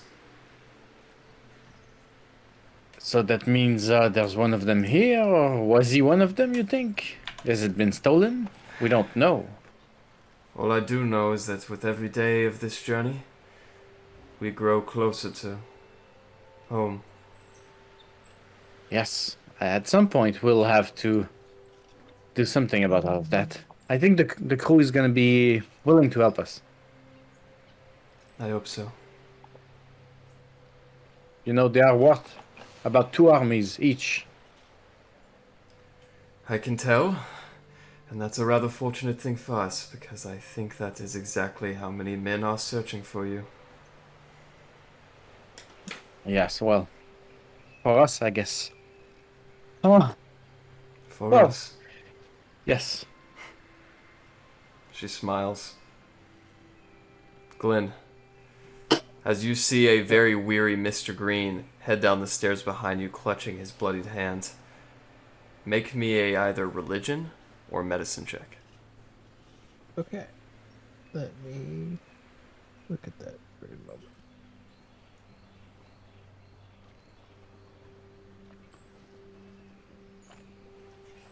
Fuck. You suspect that Arnholtz will recover for his injuries, but you have no idea what's causing his recent amnesiac bouts. As he sleeps soundly in the corner, May I nestled in his try? hammock, Erland enters the room. You may also try Erland.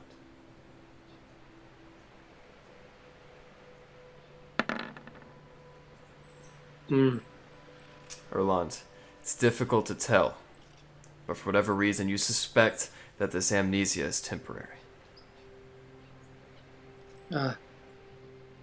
Rez, I just think he needs a little bit of time. It's like I said, just give him some space and I'm sure he'll come back around to it. Well, that's very nice of you to say, but is Rez in the room? I'm not even sure. Oh, sorry, Glenn. Then. I probably would have made my way down to our cabin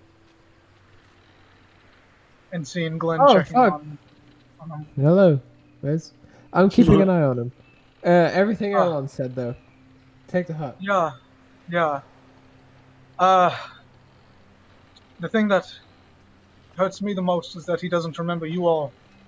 He clearly remembers me and our sister, but it's a shame he does not remember you guys. Let alone the last 10 years. It will come back, surely. He will in due time, I'm sure.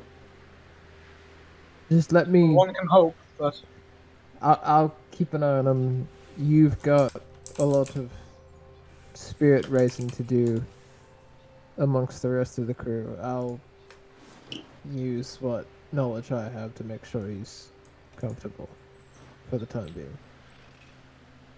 As you guys are gathered on the deck in the crew quarters, and the kobolds begin funneling in all of their loot into the cargo deck. Whoever would like to keep track of this, feel free, because you guys have just received 2 gallons of blasting powder. There are also 46.5 gallons of dwarvish bitter mead, all of which cannot even fit in the cargo hold. Don't forget about the 30 fucking pounds of coke. That's right. yeah. By the way, Rez, speaking of which, that sleight of hand was Rez holding one of these giant flour sacks behind his back as he walks into the room. all right, Glenn, Alistair, or Erlon, feel free to roll me a perception check. I wouldn't care to look. Nope, Okay. wrong one. Now, what are you Hang doing? What are you doing with the other 7 bags, Rez? I assume they were taken over when, like, the kobolds just brought them over. Sure. So They're about somewhere, but Two- I just took one of them. 2 gallons of blasting powder, 46 Yeah. gallons of dwarvish bitter mead that stack on the top decks and the under. Do you have a question, Alistair? 46.5 gallons. That's right. 47 casks, but one of them is half empty, used Okay. to poison you. Okay. There are 20 fine Kalishtan carpets worth 100 gold each. One of the kobolds hands you personally, Alistair, an oil of lost key. It can be used to give you advantage on a saving throw to lockpick. Okay. A set of astronomer's supplies.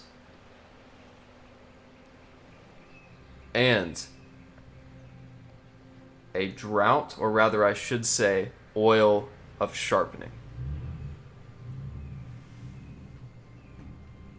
All right, Captain. I think that's the last of it. Alright. Got everything that we could use from the ship. Any spare pieces of wood, metal, cloth. I want that ship stripped bare. Anything we can take and use. All right, I don't know what we can do with it, though, because, well, I can't really see if you can tell, but we're kind of strapped to the gills right now. Alright. Fair enough. Get everyone aboard of the ship and prepare to set sail. And, Don't we have to get the relic from the temple? Yeah, and we still have So- to move the boat. Oh, okay. Yeah, my bad. So you guys have everything strapped down and away. I'll say your artificer's check from earlier carries on. And about that time, Erlon, you see Rez turn around with a bright white sack hidden behind his back. Rez, you naughty. What is that? Huh? Oh, What?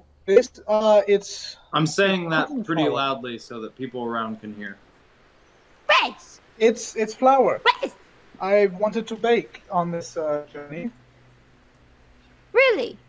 What is flower? That's not a dandelion. No, Rez. I've Then no bake issue. me a cake. Oh, I would need sugar, Bake eggs. me a A cake. cake. I don't have the rest of the ingredients, but I do have this lovely flour, which I shall keep to myself. There's more bags of it upstairs if you'd like. Oh, you need ingredients? Well, we got a chest that can spawn whatever you need. Holy Yeah! If I can, You're right! if I can interrupt for a moment, Rez, I don't care whether you're baking a cake or getting high as a kite, but regardless, maybe you should take this out of the room in which your brother is currently stationed. I don't think he'd like to see that once he rises. Oh, I'm going to hide it, and the whole reason I wanted to come here was to get myself rid of this affliction. And it's not easy going to a place where you think you're going to be fixed, and then you find, instead of being fixed, all of the people who can fix you are gone, and then you find what is causing your problem, and you want it so bad. So you take it. I know you're lying. Would it help if we throw it all overboard? No, you will not. You don't do anything. I Don't think touch it. we should. Not touch My my bag. character's passive wisdom past that. Sorry, buddy. I actually am of the opinion that we should let Rez participate in his substance. Well, what I'd ideally like to do is talk to, a cleric who can cure me, which I thought we were going to on this island at this reliquary, but I guess that's not going to happen. So, Rez, you expect us to believe that you really want somebody to heal you while you're currently holding a 10-pound bag of oracle dust? Well, all the people who can heal me are gone, so, might as well indulge. Oh my god.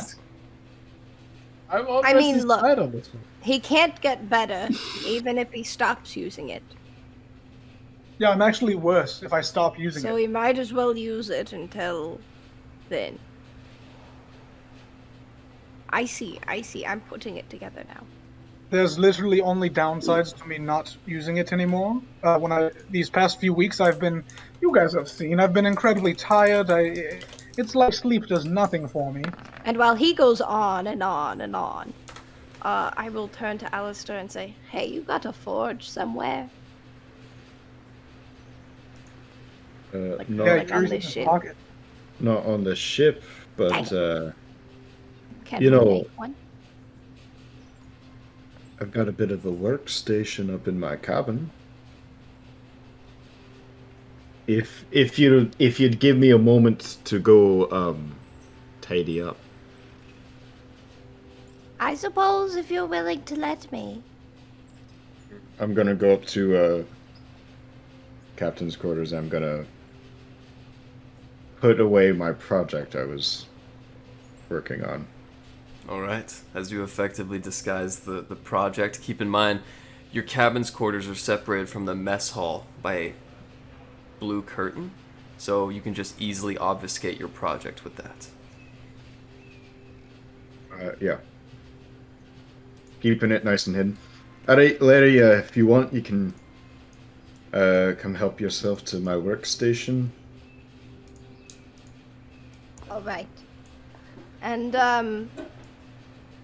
DM, how long approximately? Because I need a forge to finish building a new. That is correct, but according to the PHB, you can make your steel defender in no less than a day.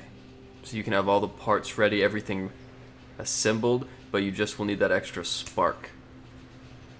Okay. And in my anger and rage, I will start putting together pieces. Alright. As you do so, I'll say that hones your focus sharp, and you won't need to make me an artificer's check. Okay. As that happens, and over the course of another 10 minutes, you guys get the ship back to Baranar's pier. What do you all wish to do? Do we have enough? How long is the journey? Depends on where you wish to go.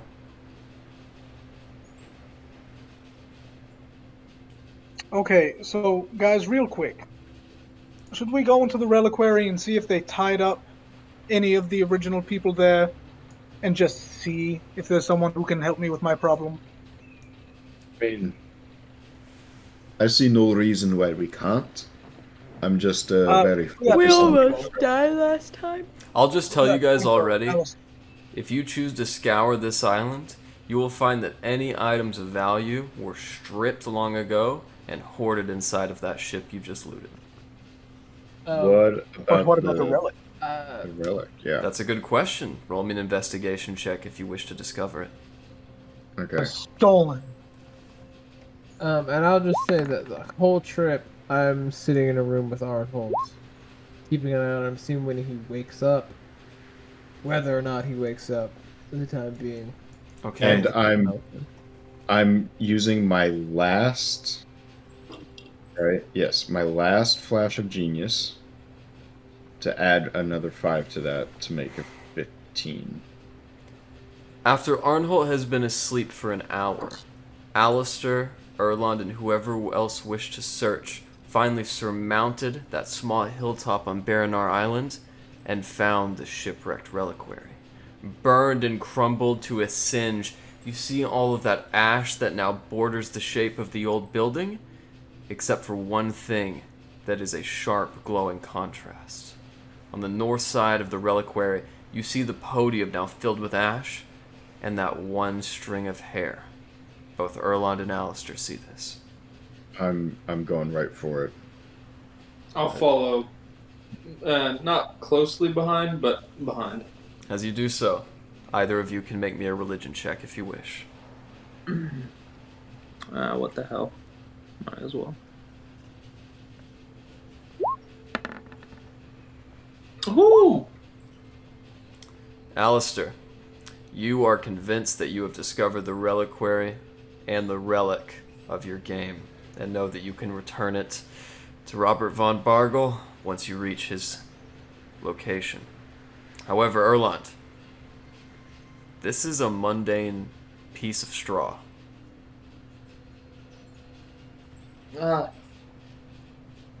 That's a bummer. I really thought we had something, right, Alistair? What are you talking about, laddie? That's exactly what I'm looking for, and I'm gonna snatch it up. You were looking for a piece of straw. Oh, I'm looking for the strand of hair, the relic. That's just a piece of dried up wheat, it looks like. He knows what wheat is, but he doesn't know what flour is. Any questions? Yeah, I've seen the wheat plant. I've Wait. never seen flour. You guys do... Never mind, we'll talk about that later. I know. I know. What are you talking about? This is the relic. This is the whole fucking goblin thing from last campaign all over again. I'm marching back to the ship, proud of my accomplishment. As you do so, the rest of you, except for Glenn, who is still tending to Arnholt's wounds, you look down and you see Alistair and Erland approaching Alistair with his chest down.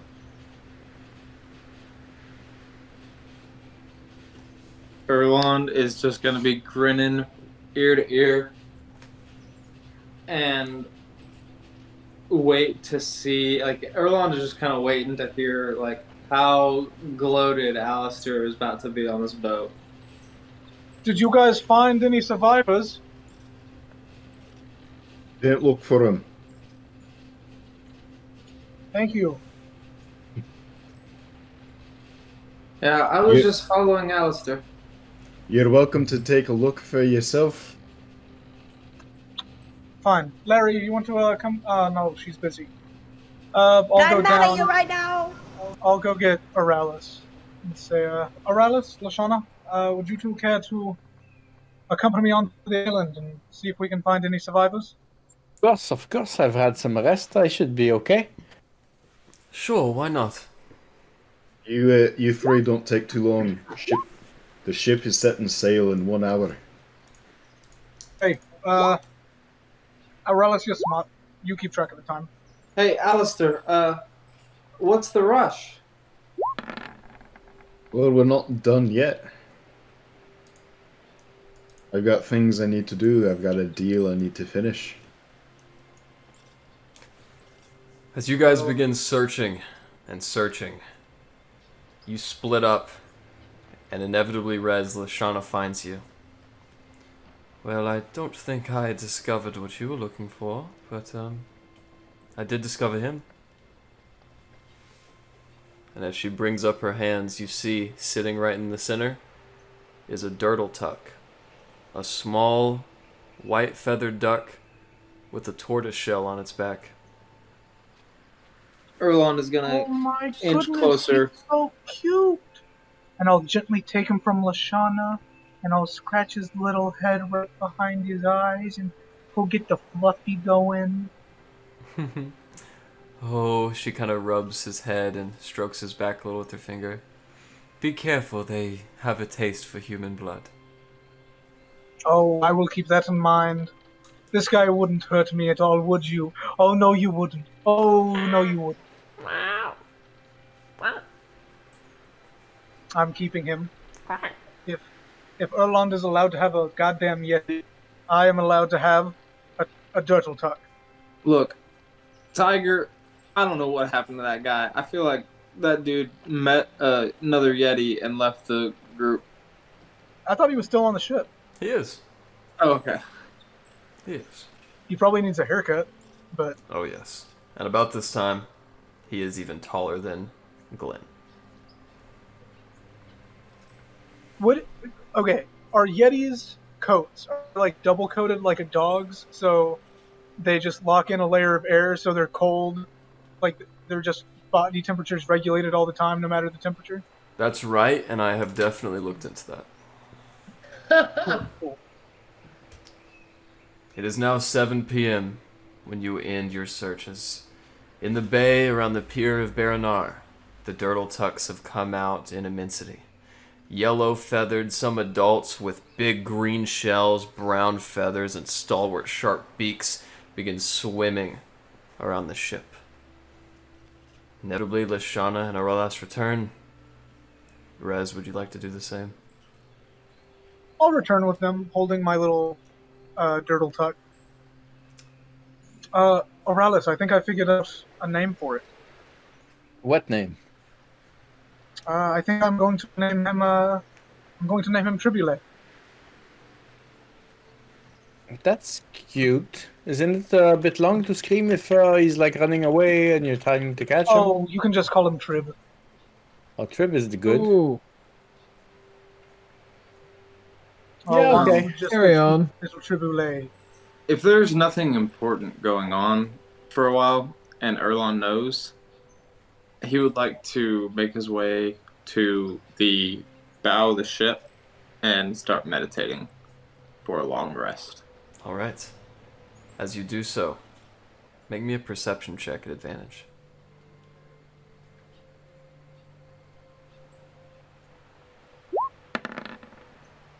Alright. As you begin meditating, you get the eerie feeling as though someone's looking at you. As you look over your shoulder instinctively, Erland, you see Tiger perched in the crow's nest, trying to do the same thing.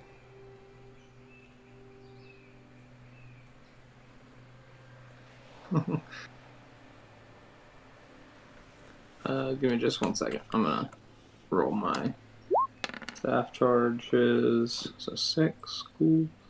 And then my stars. Alright. I believe that is a woe. That's my stars and my staff. I'm about to do my wheel. Okay. That's another d6. As you regain and plentiful charges, Erland, you realize two things. That is a woe. That's actually a wheel, sorry. I believe. And you also realize that the constellation that your people know as God's Arrow will be pointing directly east in the night sky. Copy that. With that, and everyone return to the ship, Alistair, the anchor is still up in its upright condition, and you can tell this by looking at the windlass in its corresponding spot. I'm sorry. I was doing my staff charges. I said copy that. That was so not true. Can you repeat what you said? Oh. You know of a constellation that will appear at its brightest hue in the night sky. It will be facing east, so you know if you're heading away from it that you and your crew will be going in the right direction. And you also know what I whispered you. Cool. As everybody's gathered up, Awesome. and the dim light from the sun's set is spotting your way, where do you wish to take the ship, Alistair? Well, believing I have the relic in hand, I I would like to set sail to return to Coppertop. Okay.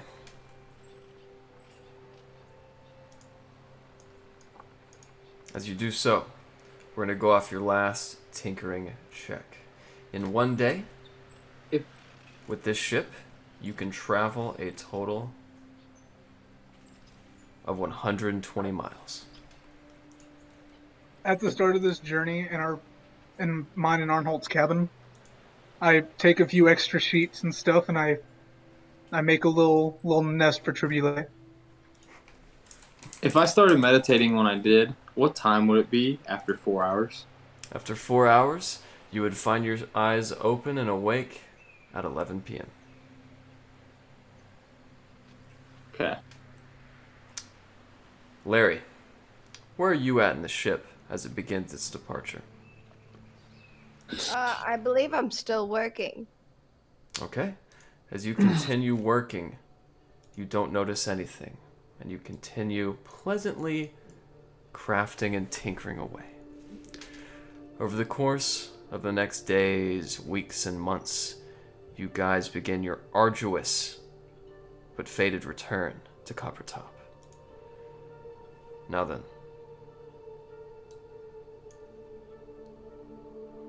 Wait. I'm guessing we got a long rest and all of that. Oh, yes. Hang on. GM, I'm about to whisper you something real fast. I want you to check it real quick. Alright. I've just calculated it. It will take you guys approximately 3 weeks to return back to Coppertop. You did roll a 22, correct, Alistair? On my last, let me go back up to it. It was my last artificer check, right? Correct.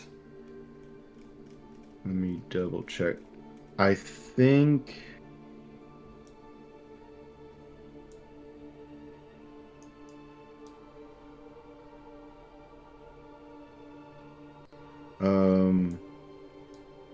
That would have been +3, +5, because I added my. Oh, really? Okay. Yeah, I think it should be a 31. In that case, yeah, that should be a 31. It looks like.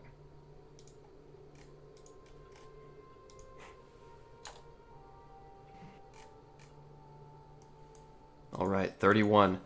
What is 1300 divided by 120? Give me just a second. My calculator is broken. By 120, that is 10.83 repeating. Oh, good job, of course. You make it back to the shores of Coppertop in 10 days. And Layree, because you spent the first night working, you didn't notice the full moon leering overhead.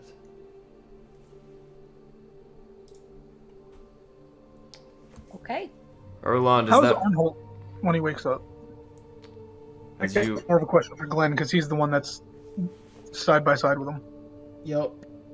I would actually quite like to know when Arnholt wakes up. As you stay awake with him through the night, from 6 p.m. when he gained consciousness, it took 13 hours. So 7 a.m. the next day, on first star the 17th, he opens his eyes and looks at you, Glenn. Hello? Hello, Arnholt. Don't be worried. A friend. Yes, I think I remember you from someplace. I imagine that you do. I would hope that you do. I know this is maybe a heavy question, just coming out of the situation that you've come out of, but Arnholt, do you consider yourself a great man? A good one. But if you had... Are you a great man? A good man, I would agree. No, Are you a great man? I have made mistakes. I see. Some that I regret. I think we're all there. I've done many a thing that I wish I could take back. I ate 2 of my best friends at one point, in fact. And we all call your brother the cannibal, which is fun. Yes, Glenn. Yes. Your that's name is right. Glenn. Yes, it is. I Yes. think I just want to tell you that if you're not a great man, it's about time you become one. Because I've been here for you twice. Where I couldn't be here for my father once. So, Where is Rez? Damn. this is Oh, here. right This in the is heart, here. man. This is God here. He's damn. fine. Bring him In down. fact, I wish to tell him something. Of course. I'll go get him. And I leave and I go find Rez.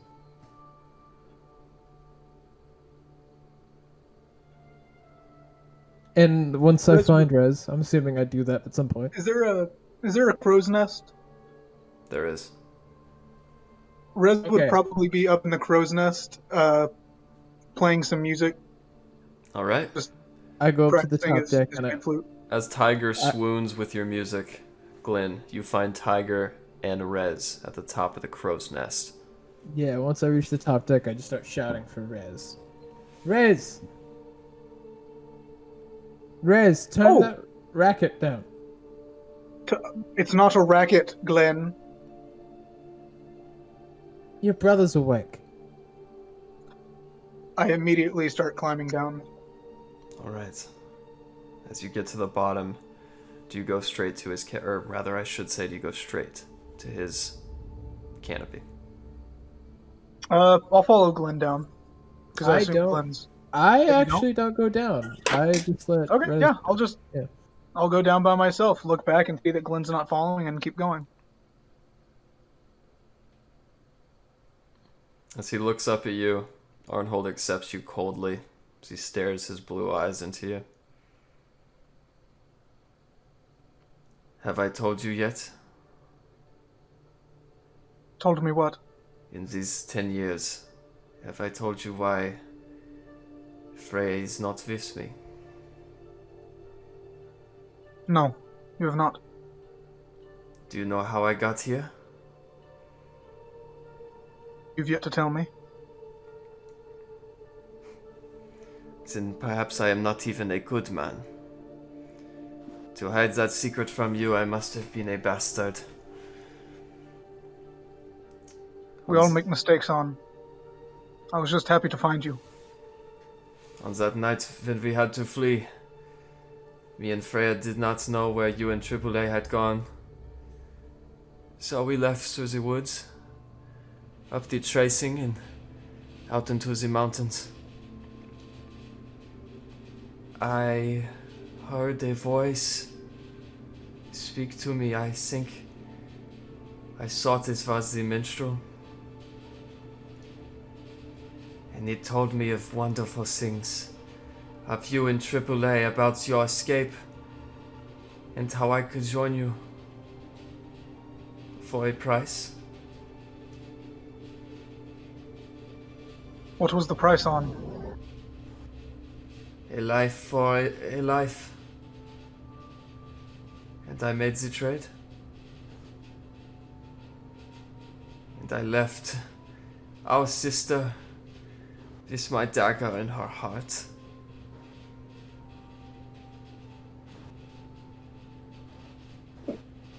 You did what?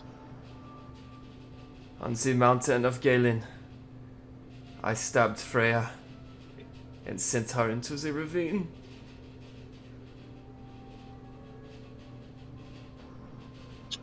God Do I believe him? damn.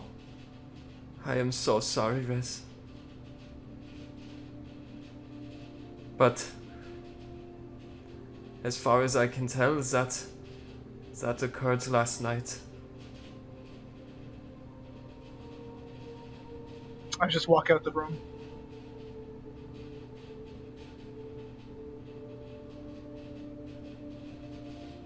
In the coming days, you all recover your maximum health, and you are rid of any illnesses or poisons you might have. After 10 days, you arrive in Karstag Bay, Coppertop District. It's 3 p.m. During those 10 days, would I have been able to repair the flintlock that I acquired? Make me a tinkering check, Alistair.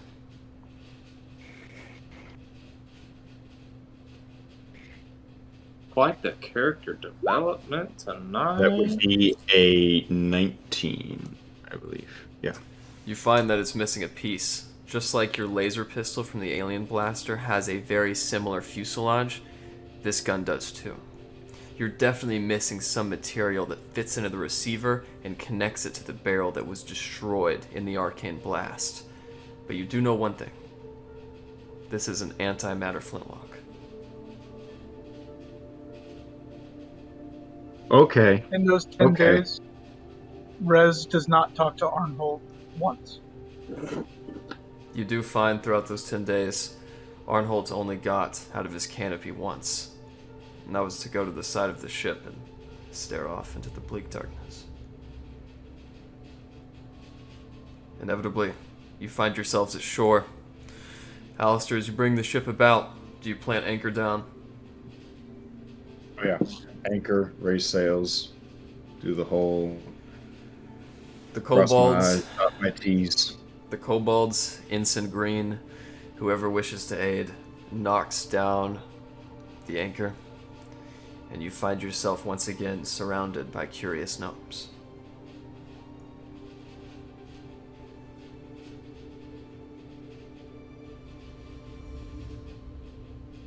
Alright.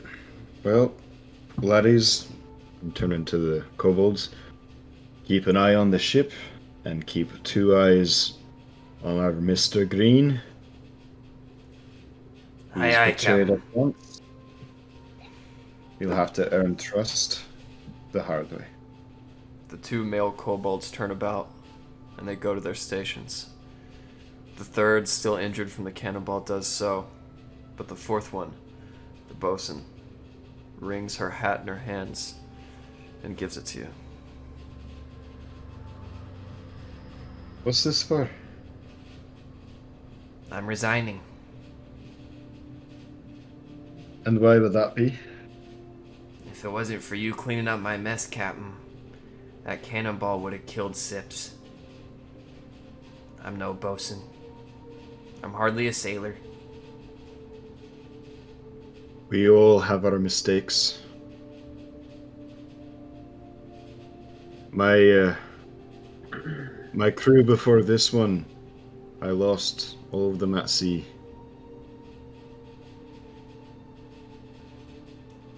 You're gonna have to live with that mistake whether you resign or not. But your family, they're here on this ship. And they need you. In your best times and in your worst. I'll follow your orders. But I'm not so sure my best is enough anymore.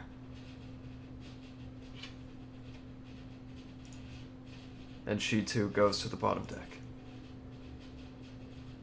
This went from like, holy shit, popping off to like, holy shit, emotion. Shana, did you feel like the ship slowed down, like it got really heavy out of the sudden? Oh yes, but I'm sure that was just your ego awakening, huh? Well, maybe. I think I'm getting the hang of this swap, though. Also, because we're not actively role-playing these 10 days, I'll just say that everyone would have noticed that Rez is just a little more aloof and distant. Not his usual jovial self. Who all was around during that conversation? It was It just... would have just been me and Arnold. That's right. Okay. Oh, okay, yeah. Because it happened in the morning, you guys would be about, and Glenn didn't go into the bottom deck. Yeah, I think...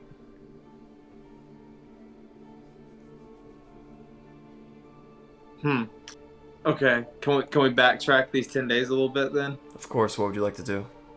I just think like midway through the trip, day 5. It's so quiet. I need I feel like I'm missing like a bar vibe or a tavern vibe. Rez, is there any way we can have a tune? It's been a while. I'm not in the mood, Erlon. Oh. Okay. However, Erlon, if you just want to drink, I'm there for you. Well, maybe Rez and I can have a conversation. Up to you, Alistair. I'm not getting rid of Me my and digital talk. Me and Alistair start drinking. All the drinking our hearts out. I'm gonna ask Rez to join me either on the bow or up in the eagle's nest or the crow's nest. Erlon calls it the Eagle's Nest. That's canon. He's been spending a decent amount of time in the crow's nest. Okay, I'm gonna join Rez up there at one point, or Alright. ask to join him. You do so. My tiny turtle duck. Rez, have you ever seen beyond, this ocean and these islands? Yes, I come from very far away. Erlon. Well, I mean, even like this plane. Have you seen the vastness of the actual universe? Can't say I've stopped to think about it that much. I noticed you've been spending some time up here, and I was just wondering if maybe, and I'm gonna hold out my hand with my star map in my hand, and I believe with my star robe it says anything that I have and or am carrying, so I think would mean anything I'm touching could go to the astral plane with me. I will allow it. So I would like to just hop into the astral plane with Rez, so that he can get a glimpse of that. Holy shit. As that happens, That Rez, I don't know if this flies. That kicks a lot of ass. That's really sick. as That's so Erlon fucking- kind of awkwardly cradles you, you feel uncomfortable as he's never held you in this way before, and then suddenly you're blinded by the light of 2 massive stars, one red heading away, one blue slowly, ekingly slowly heading towards you. As you look about, quasars, distant planets, and on the globe itself, you see continents plentiful, even more than Kilrador, and of course, the Indigo Triumvirate, Abeloft, your home beneath. I'll just point to it. That's where I come from, Erlon. Yes. But I want you to understand that as you look around out here, this is the size of there are life forms beyond anything on our planet. There are far worse beings than anybody can do on our planet that has been done in the universe. So, whatever's on your mind, whatever's angering you or making you sad, I want you to know that you are definitely not alone in your hurt, and there are people out there who've been through a lot worse, who have forgave a lot worse, and it's a big universe, I hope you find yourself in it, and I hope you can come around. Can the rest of the Navy hear us here? Absolutely not. He killed our sister.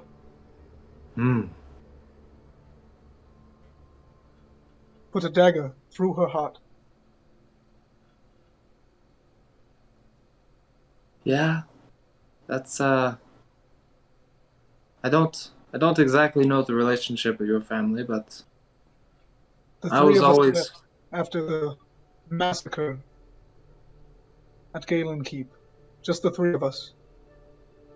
And he killed her. Was there even a reason? Does it matter? I don't know. I've lot of reasons that I wanted to kill my mother, and my mother killed me for various reasons, and I think what people do in the moment of what their heart desires, it can be good, it can be bad, but in the moment it always feels right, no matter how horrible it actually is.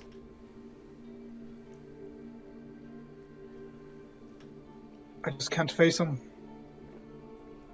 Knowing And what he's done. and I don't blame you. I don't. I would just hope that you would think about what your sister would want of you living,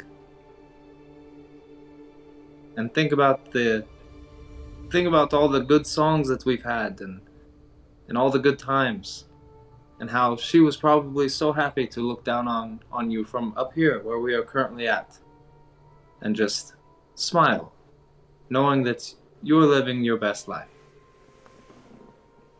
Can I tell you something? Of course. A few weeks ago I talked to her. Now I'm not sure if it was her I was talking to or some echo of her. I sent her a message. Where were we at the time? Where were we, Garrett? You were in the black cabin. I think you were in the lavatory at the time. Oh yeah. Do you remember that whole thing where I got the laxatives and it was a huge thing from Marchand? Oh yes, yeah. It was Quite when I was funny, in but that- yeah. Yeah, it was. Yeah. So that's when it happened, huh? But now I do not know if it was actually her I spoke to or an echo of her memory. Is there anything Erwin can roll to try and gain insight on that? You could use augury to attempt to look into either the past or the future. I will say in this space, since you're encompassing the whole globe, you might be able to divine some truth. Okay, where's augury at? I'll just ask that you make me a survival check. Copy that.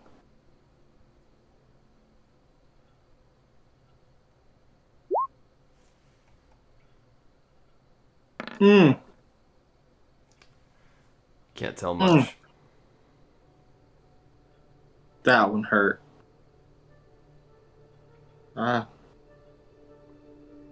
Well, I can't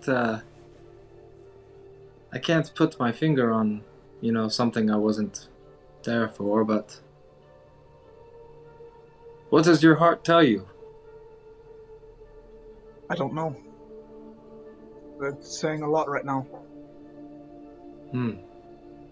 If you don't mind me asking, what did she say? She said that Arnholt was dead. And I knew that wasn't true, for he was with us.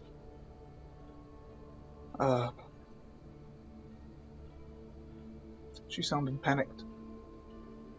Didn't think that I was alive.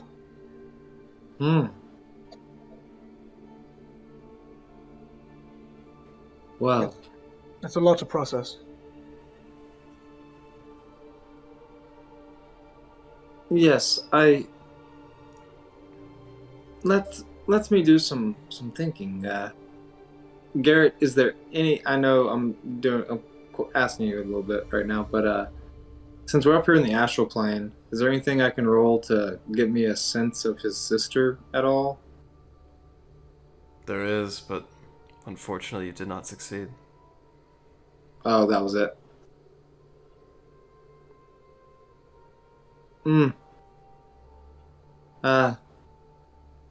Well, whereas as of right now, I've used quite a bit of energy getting us both here. Normally, it's just me disappearing on you guys, but I say we go back down and, you know, I'm not saying you have to talk to Arnholt, but I would at least like to, you know, see a pic of the old mandolin, if you might. But Well, it's a hammered dulcimer, but oh, I know. I'm sorry. I'm sorry. But I quite agree. Maybe it is time I play a song. If not for us, then for yourself. You know, it's always just to make you happy. So That is very true. and so what do you say we pop back down and enjoy the rest of the ride, huh? Let's try at least. I can do that. And hey, if you ever want to come back up here, I can try my hardest, and we'll see what I can do. I understand why you like this. It's quite peaceful up here. It is. There's no worries. I can focus on whatever comes to mind. And with that, we're gonna poof back into the crow's nest on the ship. 4 days elapse between that occurring and you reaching Coppertop. Is there anything anyone else would like to do? As you make it there, and you know the date of your appointment is fast approaching, Alistair, would you like to approach Tiny Town Trinkets? Yes. Layree, you are also aware that the Gadgeteers possess ample furnaces. There are even many stacked along Karstag Bay. Would you like to craft your Steel Defender? Yes, indeed. And we will do that next week. It's fine. It gives me time to draw some. Good goddamn. Hell yeah! The flip. Wow. That was the first and second half of this session. Thank That you. got was real dope. heavy, Yeah. real That was fast. badass.